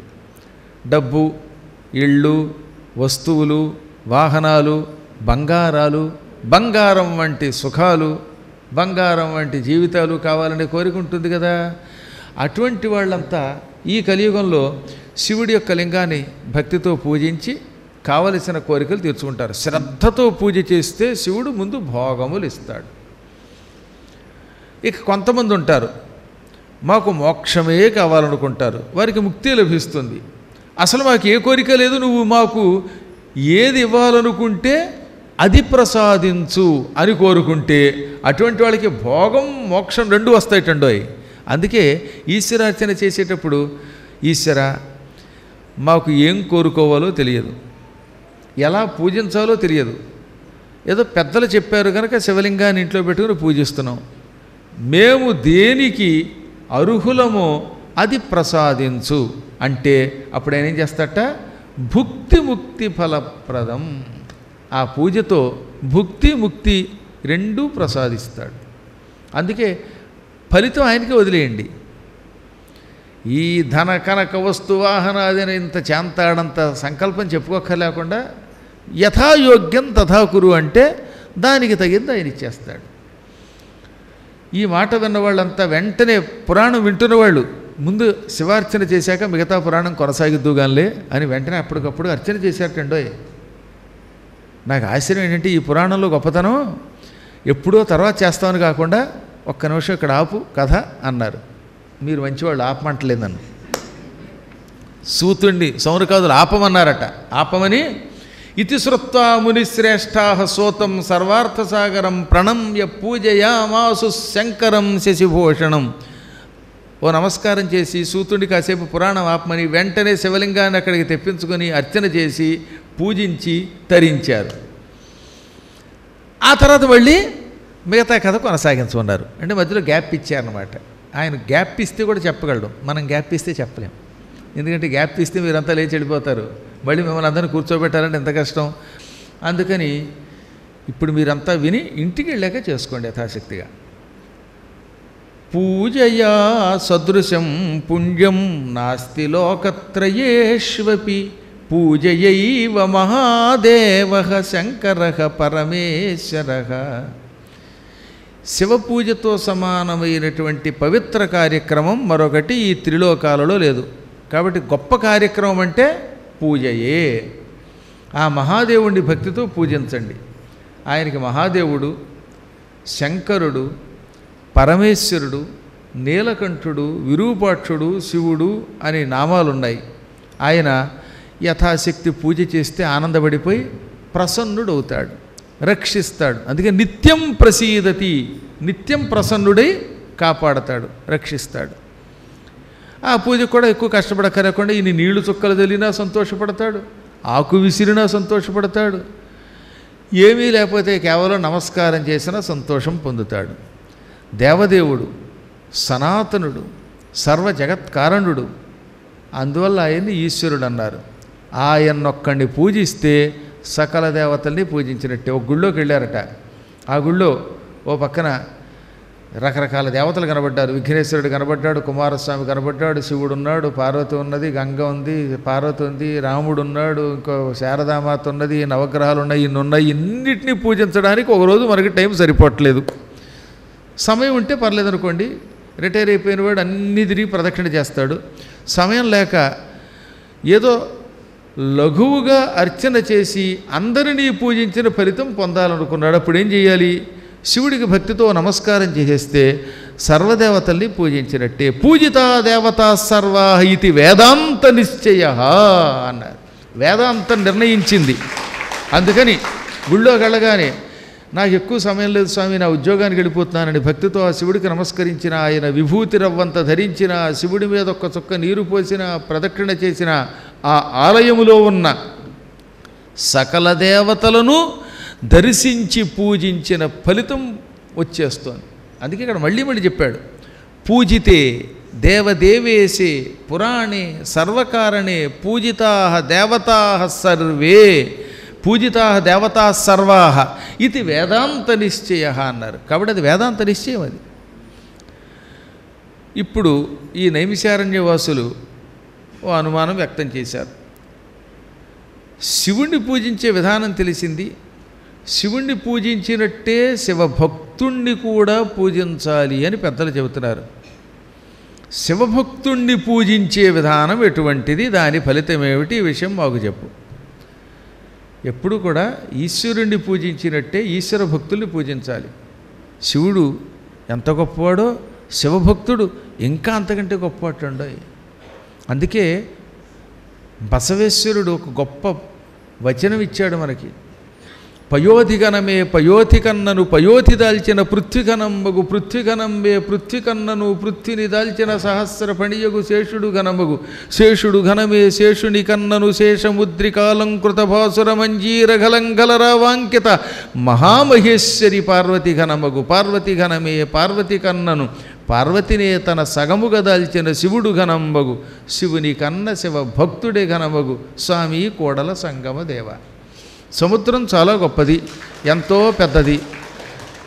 అయినప్పటికీ ఇంత పెద్దదైన సముద్రం కంటే సముద్రంలో 3వ వంతు మాత్రమే ఉంటున్నప్పటికీ మనలాంటి మానవులకి జీవులకి నివాస స్థానమైన భూమి గొప్పదట. సముద్రం గొప్పదే, కానీ సముద్రం కంటే ఏది గొప్పది? భూమి గొప్పది. కారణం, భూమి మీద జ్ఞానులైన మానవులు దేవతలు ఉంటున్నారు, ఆలయాలు ఉంటున్నాయి, అనేక ధర్మకార్యాలు జరుగుతున్నాయి. కాబట్టి సముద్రం కంటే సముద్రంలో ఉన్న భూమి గొప్పది. మళ్ళీ భూమి కంటే ఈ భూమి అంతే గొప్పదైనా భూమిని మోస్తున్న శేషుడు గొప్పవాడు. శేషుడు గనక తన 1000 పడగల మీద భూమిని మొయ్యకపోతే ఈ భూమి ఎప్పుడో సముద్రంలో కలిసిపోయేది. అందువల్ల నిరంతరం 1000 పడగల మీద ఈ భూమిని మోస్తున్న ఆదిశేషుడు గొప్పవాడు. మళ్ళీ ఏమన్నారు? సముద్రం గొప్పదే, సముద్రం కంటే భూమి గొప్పది, కానీ భూమి కంటే భూమిని మోస్తున్న శేషుడు గొప్పవాడు. ఆ శేషుడి కంటే శేషునికి శక్తినిస్తున్నవాడు గొప్పదండోయ్. ఆదిశేషుడు భూమిని మోస్తున్నాడంటే ఆయనకి శక్తి కావాలి కదా. 1000 పడగల మీద ఈ భూమిని మోస్తున్న శేషుడు దాదాపు 1000 ఏళ్లకోసారి నీరసపడిపోతాడు, శక్తి కోల్పోతాడు. అప్పుడు ఆయన భూమిని మొయ్యలేడు. ఆ సమయంలో భూమిని తన ఆధార శక్తితో నిలబెట్టి సముద్రంలో మునిగిపోకుండా చేసి ఆదిశేషుణ్ణి పార్వతి తన కుడికాలికి ఎలా గజ్జె కింద కట్టేసుకుంటుంది. ఆడవాళ్ళ కాళ్ళకి పట్టీలు ఉంటాయి కదా, బంగారంతోటో వెండితోటో చేసిన మువ్వలున్న పట్టీలు ఉంటాయి, గజ్జెలు అంటాం మనం, నూపురాలు. ఇలా ఆదిశేషుణ్ణి కుడికాలికి వాసుకిని ఎడమకాలికి గజ్జెలుగా మార్చుకొని శివుడితో కలిసి పార్వతి మహాతాండవ నృత్యం చేస్తుంది. ఆవిడ గల్లు గల్లు అని కాలి అందెలు రవళిస్తూ ఉండగా తాండవ నృత్యం చేస్తుంది. ఈ తాండవ నృత్యం చేయటం వల్ల ఏమవుతుందిట, అమ్మవారిలో శక్తి కాలికి ఆశ్రయించుకొని ఉన్న శేషుడికి వాసుకి వస్తుంది. అప్పుడు శేషుడు ఏం చేస్తాడు, మళ్ళీ శక్తివంతుడవుతాడు. అమ్మవారి శక్తి ఆయనలో ప్రవేశించగానే ఆ శక్తితో ఇదిగో మళ్ళీ భూమి దగ్గరకు వస్తాడు. ఈలోపు భూమిని అమ్మే మోస్తోంది. ఇప్పుడు మళ్ళీ ఆదిశేషుడు 1000 పడగల మీద భూమిని మోస్తున్నాడు. కాబట్టి ఇప్పుడు ఆదిశేషుడికి ఆ శక్తిని ఎవరిస్తున్నారు, పార్వతి ఇస్తోంది. కాబట్టి భూమిని మోస్తున్న శేషుడి కంటే శేషుణ్ణి తన కాలికి గజ్జెగా కట్టుకొని ఆయనకి శక్తినిచ్చి తద్వారా భూమిని పరోక్షంగా మోస్తున్న మహామహేశ్వరి పార్వతి గొప్పది. మళ్ళీ ఇప్పుడు ఏమంటున్నాడు, పార్వతి గొప్పది కాదట, పార్వతి గొప్పది కాదు. ఈ పార్వతిని తన శరీరంలో సగభాగంలో పెట్టుకొని అర్ధనారీశ్వరుడనే ఖ్యాతిని పొందిన శివుడు గొప్పవాడు. శివుడు అర్ధనారీశ్వరుడై అమ్మని తన శరీరంలో సగం పెట్టుకుంటున్నాడు కాబట్టే ఈ సృష్టి నిలబడుతోంది. పార్వతిగా శక్తి వస్తోంది. కాబట్టి శివుడి కంటే శక్తివంతుడు మరొకడు లేడు. పార్వతి కంటే శివుడు గొప్పవాడు. పోనీ చివరికి శివుడైనా గొప్పవాడు అంటాడా? ఇది చూడండి, ఇందులో ఎంత గొప్ప సీక్వెన్సో, వరసగా ఒక క్రమం. సముద్రం గొప్పది, కానీ సముద్రం కంటే భూమి గొప్పది. మళ్ళీ భూమి కంటే భూమిని మోస్తున్న శేషుడు గొప్పవాడు. శేషుడి కంటే శేషుడికి శక్తిని ప్రసాదిస్తూ శేషుడిని కాలికి గజ్జెగా మార్చుకోగలిగిన పార్వతి గొప్పది. పార్వతి కంటే పార్వతిని తన శరీరంలో సగభాగంలో నిలబెట్టుకున్న పరమేశ్వరుడు గొప్పవాడు. పరమేశ్వరుడు గొప్పవాడు కదట, పరమేశ్వరుడి కంటే పరమేశ్వరుణ్ణి గుండెలో బంధించి గుడిగా మార్చి నిలబెట్టుకుని పూజించే భక్తుడు గొప్పవాట. అందుకని చిట్టచివరేమన్నాడు, శివుడు ఘనమ్మే శివుని కన్నను శివుని దాల్చిన భక్తుని మనవది సర్వఘనం మగు శివుని కన్న శివభక్తుడే ఘనమగు స్వామి కోడల సంగమదేవా. శివుడి కన్నా శివభక్తుడే గొప్పవాడు. విష్ణువు కంటే విష్ణు భక్తుడు గొప్పవాడు. ఎందుకంటే పరమాత్ముడంతటి వాణ్ణి తమ హృదయంలో బంధించే శక్తి భక్తునికి ఉన్నది కనుక. అందుకే గుడిబడి చేయమంటాం మిమ్మల్ని. ఎందుకనుకుంటున్నారు, మీరు గుడిబడి అనే కార్యక్రమంతో గుడులను శుభ్రం చేసి అక్కడ పారాయణ చేసి ఇంత అన్నదానం చేసుకుని వెడితే ఆ గుడిలో ఉన్న స్వామి ఆ రోజు నుంచి మీ హృదయంలో ప్రవేశిస్తాడు. మీ గుండె బడైపోయింది, గుడైపోయింది. ఇప్పుడు మీరే గొప్పవాళ్ళు అయిపోతున్నారు. ఈ శక్తి సమయానికి మిమ్మల్ని రక్షిస్తుంది. కాబట్టి చివరికి ఎప్పటికైనా శివభక్తుడు గొప్పవాడు. కాబట్టి శివభక్తుణ్ణి పూజిస్తే శివుడు సంతోషిస్తాడు. ఆయన్ని ఎలా పూజించాలి? శివభక్తుడికి మనస్సునకు బాధ కలగకుండా సంతోషం కలిగేలా చెయ్యటమే నిజమైన పూజ. ఏనకేన ప్రకారేణ శివభక్తస్య జాయతే మనస్తృప్తిస్తథా కుర్యాత్ పూజా శైవ మయోదిత. శివభక్తుడికి మనస్సునకు సంతోషం కలిగించండి, ఆయనని ధిక్కరించకండి. శివుణ్ణి భక్తితో పూజించేటటువంటి భక్తుడిని పదే పదే విమర్శించి తిట్టకుండా ఉండండి. అదే శివభక్తుడికి చేసే పూజ. ఆ పూజ వల్ల ఈశ్వరుడు సంతోషిస్తాడు.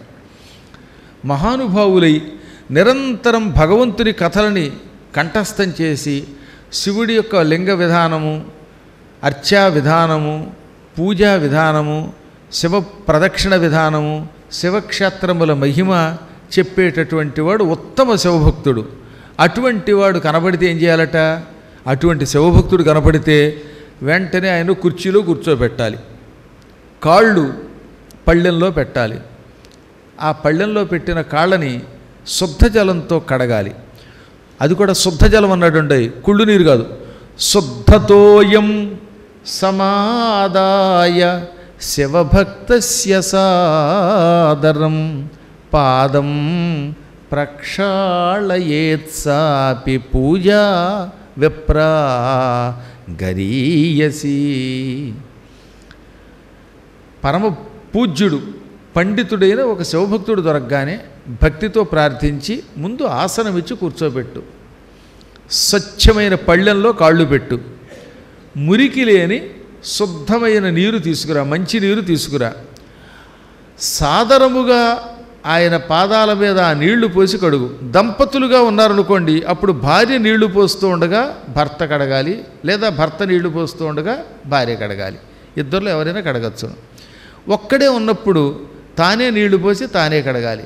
కడిగే ముందు గోళ్ళు బాగా పెరిగిపోయి ఉండడం, లేకపోతే పుచ్చిపోయి ఉండడం ఇవి లేకుండా చూసుకోవాలట. ఎందుకంటే బాగా గోళ్ళు పెంచుకొని ఆ కాళ్ళు కడిగి గిల్లేయకూడదు. కొంతమంది చేసే పూజలు ఆయన పాదాలకి గేయాలు కాదు, గాయాలు. ఏం చేస్తాం? కాబట్టి కాస్త జాగ్రత్తగా సుకుమారంగా పూజ చేయాలండి. మొత్తం కాళ్ళు విరగొట్టేస్తేలాగా దొరికే కదా. మీ కాళ్ళు లేవడం లాగి ధవాళ్ళు పడగొట్టి కుర్చీలో కూర్చోబెట్టి నడుము విరగొట్టి పూజ చేస్తే మళ్ళీ మర్నాటికి వద్దు. అదే సినిమాల పాప సూర్యకాంతం మీ పాదసేవ చాలని గబుక్కని ఢామని లాగుతుంది, మళ్ళీ తర్వాత వదిలేస్తుంది. బాబోయ్ నా కాళ్ళు అంటే రేపటికి చాలండి అంటుంది. ఎంత గొప్ప నటి అండి ఆవిడ, చాలా ఉత్తమురాలండి బాబు. ఏదో ప్రస్తావనలో సూర్యకాంతం గారి పేరు ఎత్తామా, ఆవిడ నేను స్వయంగా చూశాను. ఓసారి నేను చెన్నై వెళ్ళాను. రాష్ట్ర భాషా ప్రవీణని హిందీలో అది డిగ్రీ సర్టిఫికెట్కి మద్రాసులో, అప్పుడు మద్రాసు కదా, దక్షిణ భారతీయ ప్రచార సభకి వెళ్ళాం. ఆ సభకి ఆవిడని పిలిపించారు. ఆవిడ చేతి మీదుగా సర్టిఫికెట్లు ఇప్పించారు. అప్పట్లో కొంతకాలం ఫోటో కూడా ఉండేది, భలే ఉండేది. అసలు సినిమా మనిషికి ఆవిడకి సంబంధం లేదు. ఆవిడ అధ్యక్షోపన్యాసం ఇచ్చి ఈ సర్టిఫికెట్ తీసుకోవడానికి వచ్చిన వాళ్ళు 25 మంది ఉన్నాం. అందరికీ ఇంటి దగ్గర నుంచి వంట చేసి పట్టుకొచ్చింది. పులిహార, దద్యోజన, బొబ్బట్లు. ఓరి నాయనం, ఆవిడ చేతి వంట తిన్నవాడే అదృష్టవంతుడు. సహజంగా సంస్కారవంతమైన కుటుంబం అది, చాలా ఉత్తమమైన కుటుంబం, అద్భుతమైనటువంటి కుటుంబం. ఆవిడ మీద ఈ మధ్యన పుస్తకం వేశారు. ఆవిడకు దత్తపుత్రుడు ఉన్నాడు, ఆయన పేరు పద్మనాభం గారు, అనంత పద్మనాభం అనుకుంటారు, పూర్తి పేరు నాకు గుర్తులేదు. కానీ ఆ పుస్తకానికి ఒక మాట రాయమంటే నేను కూడా రాసి పంపాను. అందులో ఆ పుస్తకంలో ఉంటుంది కూడా, ఏది గురువుగారి వాక్యం. అదేంటో సినిమాల్లోనేమో ఆవిడకి ఎక్కువ పాత్రలు గయ్యాళిగుతారు కదా. సినిమాల్లో ఒక్కొక్కసారి వెళ్ళగానే వాడు పరకాయ ప్రవేశం చేసినట్టుగా హేం అని అరిచేసి చిత కొట్టేసినట్టు ఉంటుంది. బయట అంత ఉత్తమురాలు ఉండదండి బాబు అసలు. ఆవిడ అన్నపూర్ణ. ఆవిడ చేతి వంట తినని వాళ్ళు లేరు. కాబట్టి నటన వేరు, జీవితం వేరని నిరూపించారు. చాలా ఉత్తమ భక్తురాలు. ఆవిడకి రానిది లేదు. ఇంకో రహస్యం చెప్పాలి. కొవ్వలి, ఆయన పేరు నరసింహం గారు, లక్ష్మీ నరసింహం గారు ఏదో ఉంటుంది ఆయన పేరు, భయంకర్ అనే పేరుతో ఆయన చాలా 1000 నవలలు రాశారు ఆయన. అందులో 1000వ నవల ఆవిడకి అంకితం ఇచ్చారు. ఆ అంకితం ఇచ్చినటువంటి పీఠిక చదవాలండి. అసలు ఆవిడ రాసిన మాటలు 2 ముక్కలు రాస్తే ఇంత సంస్కారంగా రాస్తారా అనిపిస్తున్నాడు. బాగా చదువుకున్న పండితురాలు ఆవిడ. సరే ఏమైతేనే కాళ్ళు పుచ్చుకొని డబుక్కలు లాగడం వల్ల ఆవిడ గుర్తుకు తెచ్చుకున్న ఈ పూట. ఆ ఉత్తమురాలు తప్పక ఉత్తమ గతుల్లోనే ఉంటుంది. కానీ ఆవిడ మాత్రం సినిమాల్లో మాత్రం డబాల్నే. అవతలేమో ములక్కాళ్ళలో ఉన్న రమణారెడ్డి, ఈ కాళ్ళు లాగి అమ్మో అని లాగేసి పూజ చేస్తుంది. అలా పూజ చేయకుండా కాస్త సుకుమారంగా అర్చన చెయ్యాలి. అది గొప్ప పూజట. పూజ విప్ర గరీయసి, అది ఉత్తమమైన పూజ అన్నాడండి. చాలా గొప్ప పూజ అది. అన్నపాన ప్రదానంచ ప్రోక్త పూజా గరీయసి. ఇంకా పేదలకి, భక్తులకి, ఇలాగే గుడిబడి అనేటటువంటి కార్యక్రమంలో వచ్చేటటువంటి సభ్యులకి, వీరందరికీ ఇంత అన్నం పెట్టడం. మీరు చాలామంది గుడిబడి చేస్తున్నారుగా, గుడి శుభ్రం చేశాక మీకోసం ఇంత అన్నం పెట్టారంటే ఆ అన్నం పెట్టడం శివపూజ కంటే గొప్పదట. తాగడానికి నీళ్ళు ఇస్తే అది కూడా ఉత్తమం అన్నారు. ధనం, వస్త్రం, ఎందుకంటే ఈ టీముల్లో ఉండే వాళ్ళలో కొంతమంది పేదవాళ్ళు ఉండొచ్చు. అటువంటి వాళ్ళకి వస్త్రాలు ఇవ్వడం, కాస్త ధనం ఇవ్వడం ఉన్నదే, ఇది కూడా మహాపూజ అన్నాడు. పూజా స్యాద్వస్త్రదానమపి ద్విజాః. ఇవన్నీ కూడా గొప్ప గొప్ప పూజలు. ఎంతెందుకు ఈ శ్లోకం కూడా వినండి. బహునాత్ర కిముక్తేన బ్రాహ్మణాః వేదవిత్తమాః పూజయా శివభక్తానాం భోగమోక్షౌ నచాన్యతః. సూతుడు నైమిషారణ్యంలో ఉన్న ఋషులతో అంటున్నాడు, వేదవేత్తలైన మహర్షులారా, మీరు బాగా చదువుకున్న పండితులు, వేద విద్వాంసులు కాబట్టి చెబుతున్నాను. ఎందుకు ఇన్ని మాటలు? శివభక్తులను పూజిస్తే భోగము మోక్షము 2 వస్తాయి. శివభక్తుల్ని పూజించకపోతే ఈ 2 రావు. తదనంతరం ఆయన ఇప్పుడు కాలప్రభావాన్ని చెప్పాడు. ఈ సృష్టి అంతా కాలం మీద ఆధారపడి ఉన్నది. ఈ కాలాన్ని ఎవరం దాటలేం. కాలోహి దురతిక్రమ, కాలము దాటి ఎవరు వెళ్ళలేము.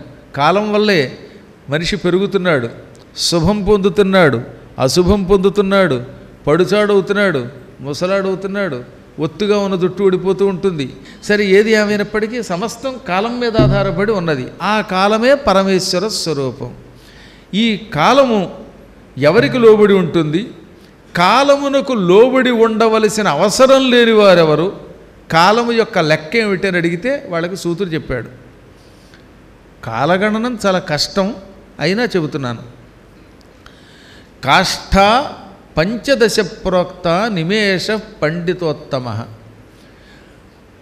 కాష్ఠ 15 అయితే ఒక నిమిషము, 15 కాష్ఠలను ఒక నిమిషము అంటారు. ఇందుకే కాష్ఠ అంటే ఏమిటి? కాష్టం కాదండి. మళ్ళీ నీ కాష్టం కాల్చాలంటే పదాలు కాకుండా ఇది కాష్ఠ అనే శబ్దం ఉన్నదే ఆకారాంత స్త్రీలింగ శబ్దం. 15 కాష్ఠలైతే ఒక నిమిషం. ఒక కాష్ఠకి 18 రెప్పపాట్ల కాలం. చకచక ఇలా రెప్పపాట్లు వేయండి ఒక 18 సార్లు. వెంటనే మళ్ళీ అలా గుడ్లు అప్పగించి అరగంట ఆగకుండా వేసి తీసి 18 సార్లు చేయండి.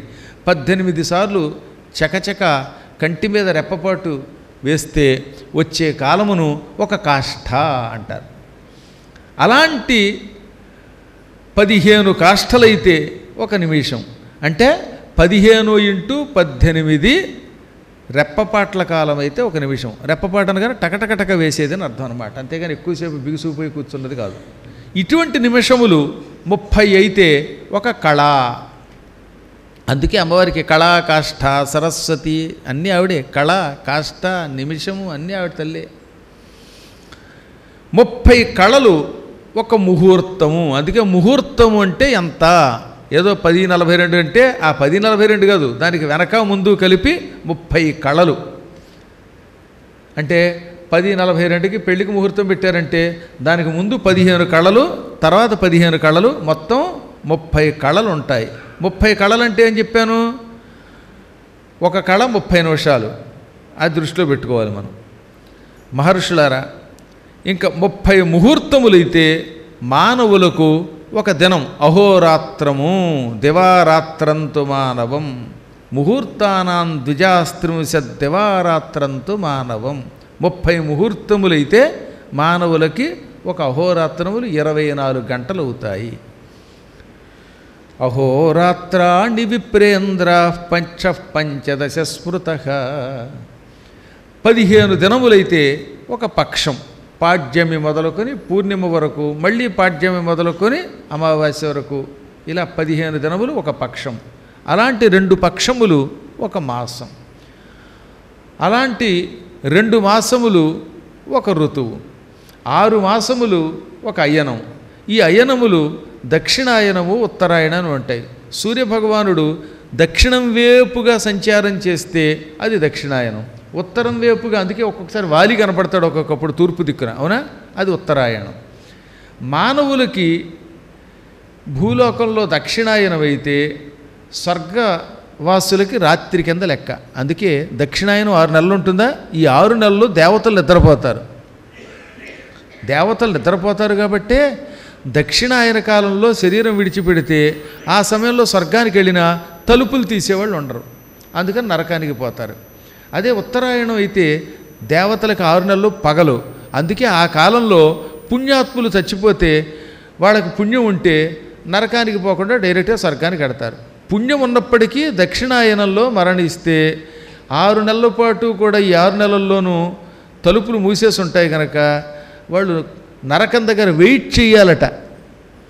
కానీ పగలవ్వగానే పాపం నరకం దగ్గర వెయిట్ చేసిన వాళ్ళని గౌరవంగా తీసుకెళ్ళి, ఏమంటే మీరు పుణ్యాత్ములు, పద్మాకర్ గారు పురాణం విన్నారట కదా, కానీ కర్మయోగం వల్ల దక్షిణాయనంలో పోయారట కదా, పాపం ఎంతసేపు అక్కడ ఆగారా, వెయిటింగ్ లిస్ట్లో ఉన్నారా, కన్ఫర్మ్ చేశాం బెర్త్ అని తలుపు తీస్తాడు.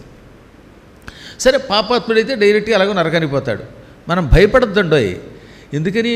పరమ పుణ్యాత్ముడే కర్మ వల్ల దక్షిణాయనంలో పోతే తాత్కాలికంగా నరకం గేటు దగ్గర అవుతాడు తప్ప వాడే నరకానికి పోడు, స్వర్గానికి వెడతాడు. పాపాత్ముడైతే అలాగో నరకానికి పోతాడు.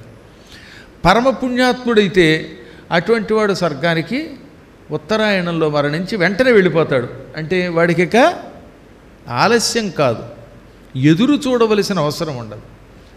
అందుకని ఏమన్నారు, రాత్రిర్దివౌకసాం పూర్వం దివాచైవోత్తరాయణం. దక్షిణాయన కాలం దేవతలకి రాత్రి, ఉత్తరాయణం పగలు. అందుకే నేను పుణ్యాత్ముడైనా స్వర్గానికి ఎదురు చూడకుండా వెంటనే వెళ్ళాలనే ఉద్దేశంతో భీష్ముడు దక్షిణాయనంలో శరీరం విడిచిపెట్టకుండా ఉత్తరాయణం కోసం ఎదురు చూశాడు. అదే దక్షిణాయనంలో ఆయన వెళ్ళిపోయి ఉంటే ఎదురు చూడవలసి వచ్చేదనమాట. మళ్ళీ ఉత్తరాయణం వచ్చేదాకా ఎప్పుడు వస్తుందిరా బాబోయ్, రైలు లేట్ అయింది, 10ంటికి రావాల్సిన రైలు 30 గంటలు 40 గంటలు వచ్చింది అని ఎదురు చూడవలసిన అవసరం లేకుండా తక్షణం వెళ్ళిపోవచ్చు. అందుకే భీష్మపర్వంలో తిక్కన గారు గొప్ప పద్యం రాశాడు. అనిమిషులప్పుడు చూచి మృతుడయ్యడు నక్కట దక్షిణాయనంబున కృతపుణ్యుడంచు వగపోనగ చూచి.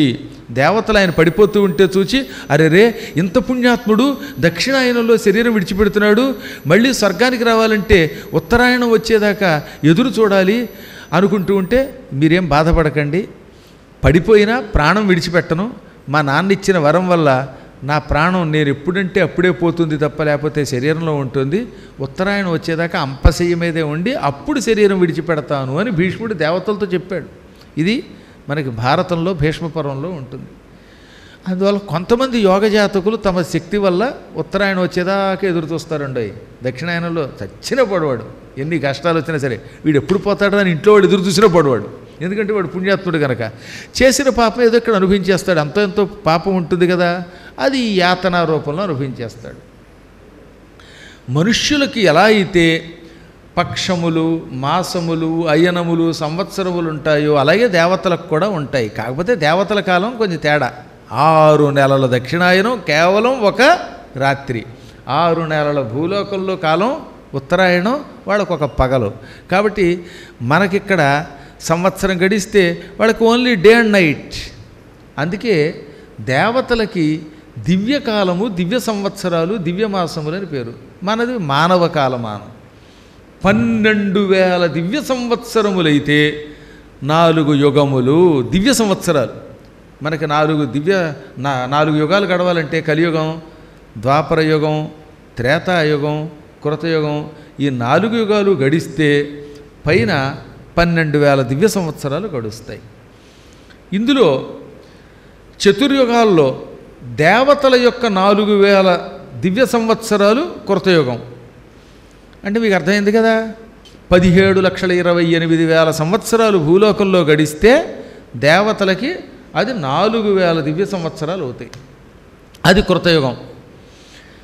ఇంకా ఇదే లెక్కలో దేవతలకి మానవులకి ఉన్నటువంటి కాల విభజన తెలుసుకోండి. కృతయుగంలో సగం ద్వాపరం. అందుకే కృతయుగం 4,000 దివ్య సంవత్సరాలు అయితే ద్వాపరం 2,000 సంవత్సరములు.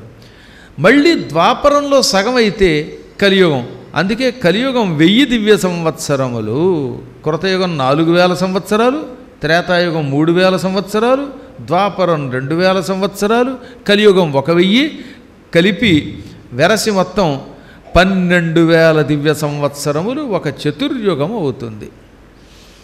ఈ కాలమానంలో 71 చతుర్యుగాలు గడిస్తే ఒక మన్వంతరం, వైవస్వత మన్వంతరే అని చెప్తున్నావా? వైవస్వత మన్వంతరం అంటే ఈ దెబ్బతో అయిపోతుంది అనుకుంటున్నారా? 71 చతుర్యుగాలు గడవాలి, గడిస్తే ఒక మన్వంతరం పూర్తవుతుంది. ఈ వైవస్వత మన్వంతరం అయిపోయింది అనుకోండి, అప్పుడు మళ్ళీ సూర్య సావర్ణి యొక్క మన్వంతరం. ఆయన 71 చతుర్యుగములు, 71 ఇంటూ 4 యుగములు అనగా 12,000 దివ్య సంవత్సరములు అనమాట. 71 ఇంటూ 12,000 దివ్య సంవత్సరములు ఒక మన్వంతరం. ఈ మన్వంతరాలు 14 కలిస్తే 1000 చతుర్యుగాలు అవుతాయి. అది బ్రహ్మగారి పగలన్నమాట. అలాంటి బ్రహ్మగారి రాత్రి కూడా అదే. ఈ విధంగా బ్రహ్మగారికి పగలు రాత్రి గడవాలంటే 1000 ఇంటూ 1000 2,000 చతుర్యుగముల కాలం గడవాలి. బ్రహ్మగారు ఒక పగలు కల్పం అని పిలువబడుతుండోయ్. శ్వేతవరాహ కల్పం, పద్మకల్పం, విష్ణు కల్పం, శక్తి కల్పం. ఇలాంటి కల్పం అంటే బ్రహ్మగారికి ఒక పగలు, ఒక పగలైతే ఒక కల్పం. అదే రాత్రి కూడా. ఇలాంటివి బ్రహ్మగారికి 360 కల్పములు కలిస్తే ఒక సంవత్సరం అవుతుంది. అప్పుడు ఆయన 360, మనకి 365 రోజులు, కానీ ఆయనకి 360 మాత్రమే. 360 కల్పములు 1 సంవత్సరం, 100 ఏళ్ళు బతుకుతాడు ఆయన. ఇదివరకు చాలాసార్లు ఈ కాలగణన మీకు చెప్పేశాను కాబట్టి మళ్ళీ కొత్తగా చెప్పక్కర్లేదు అనుకోండి. అప్పుడు బ్రహ్మగారి ఆయువు పూర్తవుతుంది. ఇంకప్పుడు జగత్తంతా మాయాశక్తిలో లీనమైపోతుంది. ఇంక ఈ ప్రపంచంలో ఏది ఉండదు, గాఢాంధకారములముకుంటుంది. అది భయంకరమైన ప్రళయం. బ్రహ్మంతటి వాడు ఆయువు పూర్తవడం అంటే మాటల, అది చూడటం చాలా అరుదు. ఎక్కడో కానీ మహాయోగ జాతకులు తప్ప చూడలేరు. ఆ మాయాశక్తి ప్రళయకాలంలో పరబ్రహ్మ పరమేశ్వరుడిలో లీనమైపోతుంది. అమ్మవారు అయ్యవారు కలిసిపోతారు, త్రిమూర్తులంతా ఒకటైపోతారు. అనంతమైన చైతన్యం తప్ప ఇంకేం ఉండదు. ఆ పరబ్రహ్మస్వరూపం బ్రహ్మ, పరబ్రహ్మ, రుద్రుడు, లేకపోతే విష్ణువు, మాయ, అమ్మవారు ఇలా పిలుస్తాం. కానీ అప్పుడు ఏముండదు, కేవలం విచిత్రమైన చైతన్యం, మహాశక్తి స్వరూపమే. అందుకే ఆ శక్తిని కొంతమంది మాయేతి కీర్తిత, మాయ అని కూడా పిలుస్తారు. మనకి వచ్చిన ఇబ్బంది ఏంటంటే అవిద్య అని ఒక మాయ ఉన్నది. అది తెలిసినట్టు కనపడుతుంది, తెలియదు. అర్థమైనట్టు ఉంటుంది, అర్థం కాదు. ఈ మాయ వల్లే ఎప్పటికప్పుడు భ్రమలో పడిపోతారు. భ్రమలో పడడం వల్ల అలక, భగవంతుడి మీద, గురువుల మీద అలగడానికి గల కారణం మాయ. మళ్ళీ అంతలోనే ప్రేమ రావడానికి గల కారణం మాయ. అర్థం అయినట్టు కనిపిస్తుంది, అర్థం కానట్టు ఉంటుంది, అదే మాయ. ఈ మాయ వల్ల ఏమవుతుందట, మానవులకి వ్యామోహం కలుగుతుంది. ఈ వ్యామోహం వల్ల ఇవన్నీ ఉన్నాయా లేవా అని అనుమానం వస్తుంది. మనం ఎక్కడ పుడతామో ఎక్కడ పుట్టమో తెలియకుండా అయిపోతుంది. లేనిది ఉన్నట్టుగా భావిస్తాడు, ఉన్నది లేనట్టుగా భావిస్తాడు. దీనినే ఏమంటారన్నమాట, అసత్సద్లక్షణము అంటారు. శూన్యము కాదు, కానీ శూన్యం అనుకుంటాడు. లేనిది ఉన్నట్టుగా భావిస్తాడు, ఉన్నది లేనట్టుగా భావిస్తాడు. ఈ శక్తి కంటికి కనపడదు, చెవులకి వినపడదు, నాలుగుతో వర్ణింపడానికి అలవి కాదు, ఇంద్రియాలకు అతీతంగా ఉంటుంది. అందుకే దాన్ని మాయాశక్తి సేవితం అని కూడా పిలుస్తారు. కొందరు నిర్గుణ పరబ్రహ్మ అంటారు. దీనినే మరి కొంతమంది మహాదేవ అంటారు. అందుకే మహాదేవం అని ఆయన్ని భక్తితో వేదములు స్తుతించాయి.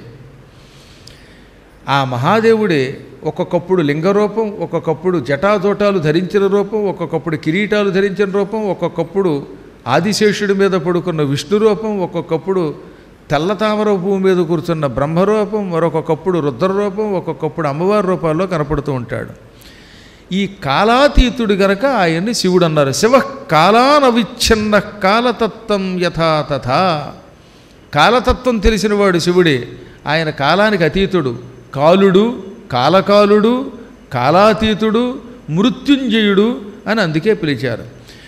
ఒక్క మృత్యువుని కాలితో తన్ని మానవుల్ని రక్షించే మహాశక్తివంతుడు ఆయన మాత్రమే. ఎప్పుడైనా పుట్టిన వాళ్ళంతా నాశనమై తీరతారండి. ఉత్పన్నానాం ప్రణష్టానాం ఉత్పాద్యానాం తథైవచ.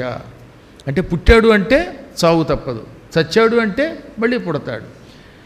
కాబట్టి పుట్టుకున్న ప్రతి వ్యక్తి చస్తున్నాడు, చావు వచ్చినవాడు మళ్ళీ పుడుతున్నాడు.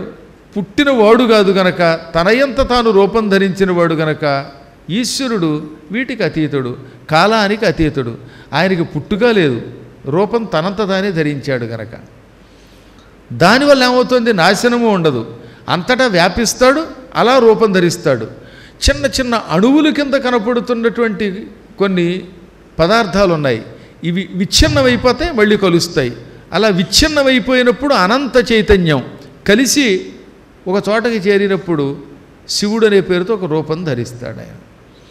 ఏక ఏవ శివసాక్షాత్ సృష్టిస్థిత్యంత సిద్ధయే బ్రహ్మ విష్ణు శివాఖ్యాభి కల్పనాభిర్విజృంభిత. ఒక్కడే పరమాత్మ, ఏక ఏవ శివ, ఒక్కడే శివుడు. సృష్టి స్థితి లయము మూడు చేస్తున్నాడు.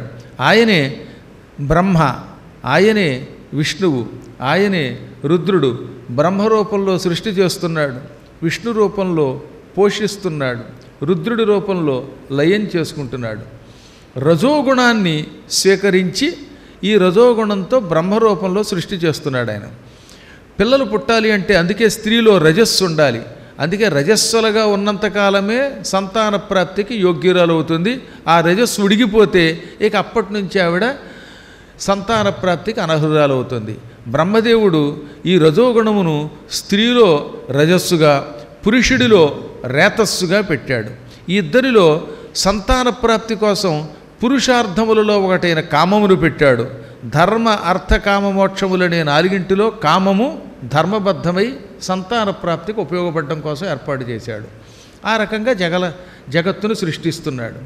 ఆ తర్వాత మళ్ళీ తానే సత్వగుణాన్ని అధికంగా సేకరించి విష్ణు అనే పేరుతో సకల జగత్తుని పోషిస్తున్నాడు. తమో గుణాన్ని సేకరించి రుద్రుడనే పేరుతోటి దీన్ని మళ్ళీ తనలో లీనం చేసేసుకుంటున్నాడు. అలా లీనం చేసుకుని మళ్ళీ ప్రళయకాలంలో త్రిగుణాలకు అతీతంగా శుద్ధ చైతన్యము, శివము, మంగళస్వరూపము అనే పేరుతో కనపడతాడు. అనేక రూపములతో కనపడతాడు ఆయన. బహురూపాలతో ఉంటాడు, మళ్ళీ ఏ రూపము లేకుండా ఉంటాడు. అందుకని మానవులు ఏ మూర్తిని ఆరాధించినా విఘ్నేశ్వర రూపంలో కానీ, కుమారస్వామి రూపంలో కానీ, గ్రహ రూపంలో కానీ, రామరూపంలో కానీ, విష్ణు రూపంలో కానీ, లింగ రూపంలో కానీ, అమ్మవారి రూపంలో కానీ దేనిని ఆరాధించినా అది శంకరాత్మ అని గ్రహించాలి. అప్పుడు ఏమవుతుందన్నమాట, ఇన్ని రూపములతో ఉన్న దాంట్లో ఒకటే పరమాత్మ ఉన్నాడనే భావన కలుగుతుంది. వాడు జ్ఞాని, వాడు మోక్షం పొందుతాడు. దేవతలు ఇంతగా కనపడుతున్నా అంతా చివరికి ఒకటేనే జ్ఞానం పొందటమే తత్వము అని పిలువబడుతుంది. ఆహారం, ఒక్క ఆహారంతో మనిషికి రావలసిన శక్తి రాదు. అందుకని విటమిన్లు పొందడానికి ఏం చేస్తారు, శరీరంలో శక్తి రావడానికి వంకాయ, బెండకాయ, దొండకాయ, ఆనపకాయ, ఏదో పీనుపుకాయ, మళ్ళీ సాంబార్లు, కూరగాయలు, ఉప్పు, కారాలు, తీపి, ఇన్ని రకాలైన రుచులు, ఇన్ని పదార్థాలు ఉన్నాయి. ఇన్ని ఎందుకండి? ఒక అన్నం ముద్దోటి తినేసి ఊరుకోవచ్చుగా, కానీ ఒక అన్నం ముద్దతో విటమిన్లు రావు, శరీరం పాడైపోతుంది. అందుకని ఇన్ని కూరలు అవసరం. పైగా రోజు ఒకే కూర తినలేం. ఎంత ఇష్టం ఉన్నా రోజు వంకాయ తింటే ఒళ్ళంతా దురదలు పడతాయి. ఒక ఆయన ఆనపకాయ ఇష్టం, రోజు ఆనపకాయ తింటే పీనుపుగా తయారవుతాడు. ఇంకొక ఆయనకి పీక్కు తిన అలవాటు, రోజు ఏం తింటాడు, ఎంత మేక ఇష్టమైనా, ఎంత కోడి ఇష్టమైనా. కాబట్టి ఒకే ఆహారం శరీరానికి ఎక్కువ కాలం ఉపయోగపడదు. అందుకని రకరకాల ఆహార పదార్థాలు అవసరం. ఇన్ని ఆహార పదార్థముల రూపంలో ఉన్న అవన్నీ మన శరీరానికి ఏమిస్తున్నాయి, చివరికి శక్తినే ఇస్తున్నాయి. అలాగే ఇన్ని రూపములలో ఉన్నాడు పరమాత్ముడు. మానవులకి శక్తిని ప్రసాదించడానికి ఇన్ని రూపాల్లో ఉండి ఏ రూపముతో అర్చన చేసినా చివరికి ఇచ్చేది శక్తియే. ఇది గ్రహించమన్నాడు. చిట్ట చివరికి వేదములు, పురాణములు ఇవన్నీ మహాదేవుడు సకల మూర్తులలో ఉన్నాడు అని బోధించారు. ఆయనే మోక్షాన్ని ప్రసాదిస్తాడు, ఆయనే జ్ఞానం ఇస్తాడు, ఆయనే నాశనరహితుడు, ఆయనే మిథ్యా ప్రపంచాన్ని మళ్ళీ మిథ్య కానటువంటి ప్రపంచంగా మారుస్తాడు. అయం ఏకో మహాదేవ, పరమాత్ముడు చిట్ట చివరికి ఒకడే, ఆయన మహాదేవుడు సాక్షి, అంతా చూస్తాడు. ఆయన అందరితో సంబంధం పెట్టుకుంటాడు, అందరిలో ఉంటాడు, కానీ ఎవరితో సంబంధం ఉండదు. అలా నిర్వికారంగా చూస్తాడట, ఎవరి మీద పక్షపాతం ఉండదు. అందువల్ల మీరు ఎన్ని మెసేజ్లు పెట్టినా ఆయన స్పందించడు, నిష్పక్షపాతి. ఆయనకి అందరూ భక్తులే. కాబట్టి ఒకడు మెసేజ్ పెట్టగానే అబ్బో నీకు మాత్రమే మోక్షం ఇస్తానని అండట. ఆయా వ్యక్తుల యొక్క భక్తిని బట్టి, శ్రద్ధని బట్టి నువ్వు ఎంత గెంచుకున్నా నీ వాట్సాప్ మెసేజ్లు ఆయన ఎవరికి ఏది ఇవ్వాలో అది ఇస్తాడు, ఎవరికి ఎంత స్పందించాలో అంత స్పందిస్తాడు. కారణం ఆయన గుణాతీతుడు, త్రిగుణాతీతుడు. ఎవరి మీద రాగము ఉండదు, ద్వేషము ఉండదు. రాగం అంటే ప్రేమ. ఈ వ్యక్తిని చూడగానే నా వాడు అనిపించింది, అందుకని మా వాడు కనుక వీడికి 2 అరటిపళ్ళు ఇవ్వండి, వాడిని చూడగానే మా వాడు కాదు ఇవ్వద్దు అనే భావన ఉండదు ఆయనకి. వారి గుణములు, వారి ఉపాసన, వారి లక్షణమును బట్టి రాగానే ఒరే నీ లక్షణాన్ని బట్టి ఈ మామిడి పండు తీసుకో, ఈ లక్షణాన్ని బట్టి ఈ అరటిపండు తీసుకో, దీన్ని బట్టి యాపిల్ తీసుకొని ఇస్తాడు. అందుకని మనం చేతులు పెట్టి ఇవ్వండి అంటే ఇవ్వడు ఆయన. గురువుగారు నాకు పండు అంటే ఎక్కడిస్తాడు పండు, ఎంతమందికి ఇస్తాడు పండు? నేనేమైనా జేమ్స్ బాండు నా పండు ఇవ్వడానికి? నీ గుణము, నీ యోగమే నీకు ఆ ఫలాన్ని ఇస్తుంది, నీ ఉపాసనయే అది ఇస్తుంది. అందువల్ల ఒకడే పరమాత్ముడు అమ్మవారితో కలిసి నీలకంఠుడై సమస్త లోకాన్ని రక్షిస్తున్నాడు. సంసారం ఒక మహాసముద్రం. ఈ సముద్రంలో మునిగిపోతున్న పడవ లాంటి వాళ్ళు మానవులంటే. పడవకి చిల్లుబడిందిట, అందువల్ల సముద్రంలో మునిగిపోయింది. అప్పుడు ఇంకెవడు రక్షించలేడు, కెప్టెన్ రక్షించలేడు. ఆ పడవను నడిపే సిబ్బంది వాళ్ళు ఇబ్బంది పొందుతారు, వాళ్ళు రక్షించలేరు. అప్పుడు ఆ పడవ మునిగిపోకుండా పైకి తేల్చి రక్షించే శక్తి ఈశ్వరుడిది మాత్రమే. కాబట్టి సంసారాన్ని సముద్రంతో పోల్చారు, మన సంసార జీవితాన్ని పడవతో పోల్చారు. మనం చేస్తున్న పాపాలు కష్టాలు ఉన్నాయే ఇవేమో చిల్లుతో పోల్చారు. ఈ చిల్లులోంచి సముద్ర జలం లోపలికి వస్తూ ఉంటే ఈ పడవ బుడుంగును మునిగిపోతున్నప్పుడు శివ నువ్వే దిక్కంటే ఆయన 2 చేతులతో ఎత్తి తేల్చి మళ్ళీ ఒడ్డు మీద పెడతాడు. అత సర్వప్రయత్నేన భవద్భిర్మునిసత్తమై కాలపాశ వినాశాయ శంకరస్య శశిశేఖర ఉపాసనీయ శ్రోతవ్య మంతవ్యశ్చ దిజోత్తమా. మనం కాలం నుంచి బయటపడాలి. కాబట్టి ఏం చేయాలి? నిత్యము ఒక మంత్రాన్ని అనుష్ఠానం చేయండి. మీ ఇష్టం, నమశివాయ లేదా శివాయ నమః, నీలకంఠాయ నమః, నారాయణాయ నమః, మాధవాయ నమః, ఏదో ఒక పూర్వ మంత్రమును బీజాక్షరమును అనుష్ఠానం చెయ్యండి. నిత్యం మననం చెయ్యండి. మననము చెయ్యడం వల్ల రక్షిస్తుంది కనుకే మంత్రం అన్నారు దానిని. మననాత్ త్రాయతే ఇది మంత్ర. ఎంత ఎక్కువ మననం చేస్తే అంత బాగా రక్షిస్తుందండోయ్. రోజు ఓం నమ శివాయ, ఓం నమో నారాయణాయ లేదా ఓం ఐం హ్రీం క్లీం చాముండాయి విచ్చే ఇలా ఒక మంత్రం తింటున్నా తిరుగుతున్నా మీ గురువు యొక్క ఆజ్ఞ స్వీకరించి ఉపాసన పొంది జపం చెయ్యండి, మననం చెయ్యండి. చెయ్యగా ఆ మంత్రం మీ శరీరంలో చేరిపోతుంది, అణువణువులో నిండిపోతుంది, తద్వారా మిమ్మల్ని రక్షిస్తుంది. ఈ విధంగా మననము చేయడం వల్ల రక్షిస్తోంది కనుక దానికి ఏమని పేరు? మంత్రము అని పేరు. ఈ మంత్రం కాలం అనేటటువంటి పాశాన్ని ఛేదిస్తుంది. కాలం ఒక పాశం అంటే తాడు. మెడకొక్కసారి యమకింకరులు పాశం వేసి చుట్టి ఈడ్చుకుపోతే ఇక వాడికి బతుకు లేదు, వాడు నరకానికే పోతాడు. అదే ఈశ్వరానుగ్రహం ఉంటే యమకింకరులు నీ ప్రాణం పోయేటప్పుడు వచ్చి నీ ప్రాణమునకు తాడు వేసి కట్టి ఈడ్చి తీసుకుపోయి యాతనా శరీరంలో ప్రవేశపెట్టే లోపొచ్చి శివుడు ఆ పాశం కత్తిరించి నిన్ను శాశ్వతంగా కైలాసానికి పట్టుకుపోతాడు. అందుకని శంకర శశిశేఖర అంటూ ఈశ్వరుణ్ణి నిరంతరం ఉపాసించు. ఉపాసిస్తే అప్పుడు ఈ కాలానికి అతీతులం అవుతాం. లేకపోతే ఈ కాల ప్రభావం వల్ల ఏమవుతుంది? మళ్ళీ పుడతాడు, పెరుగుతాడు, భోజనాధికారి చేస్తాడు, సుఖాలు అనుభవిస్తాడు, దుఃఖాలు అనుభవిస్తాడు. ఒక్కొక్కప్పుడు స్త్రీగా, ఒక్కొక్కప్పుడు పురుషుడిగా పుడతాడు, ఒక్కొక్కప్పుడు పశువుగా, ఒక్కొక్కప్పుడు పక్షిగా, ఇలా రకరకాల జంతువులుగా పుడతాడు. చివరికి మళ్ళీ నశించిపోతూ ఉంటాడు. ఆ తదనంతరం యమలోకంలో నానా దుఃఖాలు పొందుతూనే ఉంటాడు. ఎన్ని జరిగినా మళ్ళీ ఈ పాశంలోంచి బయటికి రాలేడు. చక్రం ఉంది కదా, బండి చక్రం, అలా తిరుగుతూ ఉన్నప్పుడు ఏమవుతుంది? కిందన్న ఆకు పైకి వస్తుంది, పైన ఉన్నది కిందకు వస్తూ ఉంటుంది. పూర్వం ఎడ్ల బళ్ళకి చక్రాలు ఉండేవి, కొయ్యతో చేసేవారు. ఆ కొయ్యతో మధ్యలో పెట్టినటువంటి ఆ కర్రల్ని ఆకులు అంటారు. కిందన్నది పైకి, పైన ఉన్నది కిందకు వస్తుందా లేదా? అలాగే ఓ సైకిల్ చక్రం, ఆ గాలి కొట్టుకునేది ఉంటుంది, ఏదో బొడిపే, అది కింద ఉంటుంది, తిరుగుతుంటే పైకి వస్తుంది, మళ్ళీ కిందకు వస్తుంది, మళ్ళీ పైకి వస్తూ ఉంటుంది. అలా చక్రం పైకి కిందకి తిరుగుతున్నట్టుగా సంసారం అనే చక్రంలో పుట్టి పెరిగి నశించి మళ్ళీ పూర్వకర్మల వల్ల సుఖాలు దుఃఖాలు అనుభవిస్తూ రాగద్వేషాలు పొందుతూ రకరకాల దుఃఖాలు అనుభవిస్తూ ఎప్పటికీ విముక్తి పొందలేకుండా ఉంటాడు జీవుడు. అలాంటి విముక్తి పొందలేని జీవుడికి శాశ్వత విముక్తిని నామస్మరణం చేసినంత మాత్రం చేత, లింగార్చన చేసినంత మాత్రం చేత, ప్రదక్షిణలు చేసినంత మాత్రం చేత, ఈశ్వరార్చన చెయ్యగా వచ్చిన తీర్థమును స్వీకరించినంత మాత్రం చేత, ఏమీ లేకపోయినా ఇలా శ్రద్ధగా పురాణమును చెవులతో రిక్కించి విన్నంత మాత్రం చేతన ఈశ్వరుడు అనుగ్రహిస్తున్నాడు, వారికి పునర్జన్మ లేకుండా చేస్తున్నాడు. అందుకని ఈశ్వరుడు మోక్షప్రదాత, జ్ఞానప్రదాత, అన్నప్రదాత అన్నారు.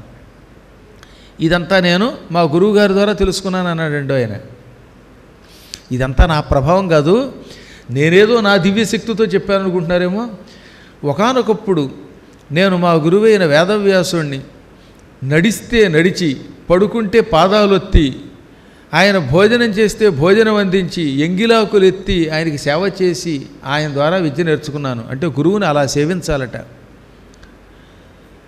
నడుస్తున్నప్పుడు నడిచేట కూడా, ఆయన పడుకుంటే ఈయన పడుకోలేదు, పక్కనే కూర్చున్నాడు, పాదాలు ఎత్తాడు.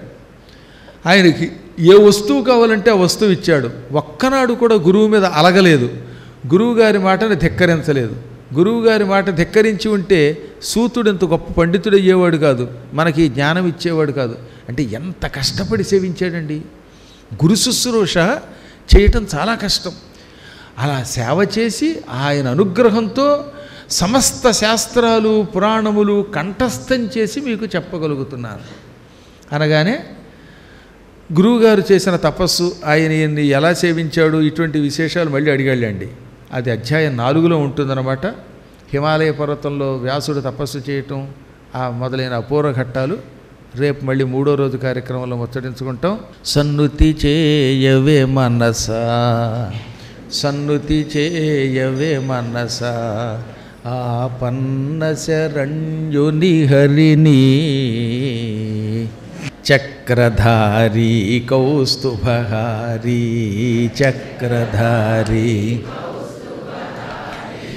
పాపహారి కృష్ణమురారి, పాపహారి కృష్ణమురారి, సన్నుతి చేయవే మనసా, ఆపన్న శరణ్యుని హరిని.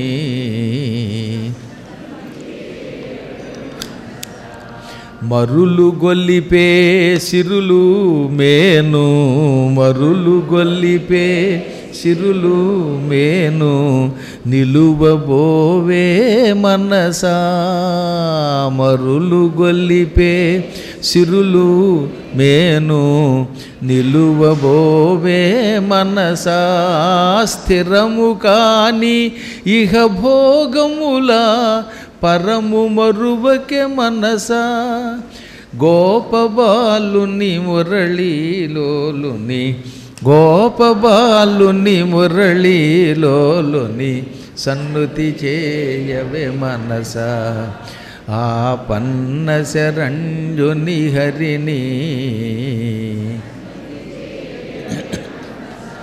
చక్రధారి కౌస్తుభహారి, చక్రధారి పాపహారి కృష్ణమురారి, పాపహారి కృష్ణమురారి, సన్నుతి చేయవే మనసా, ఆపన్న శరణ్యుని హరిని.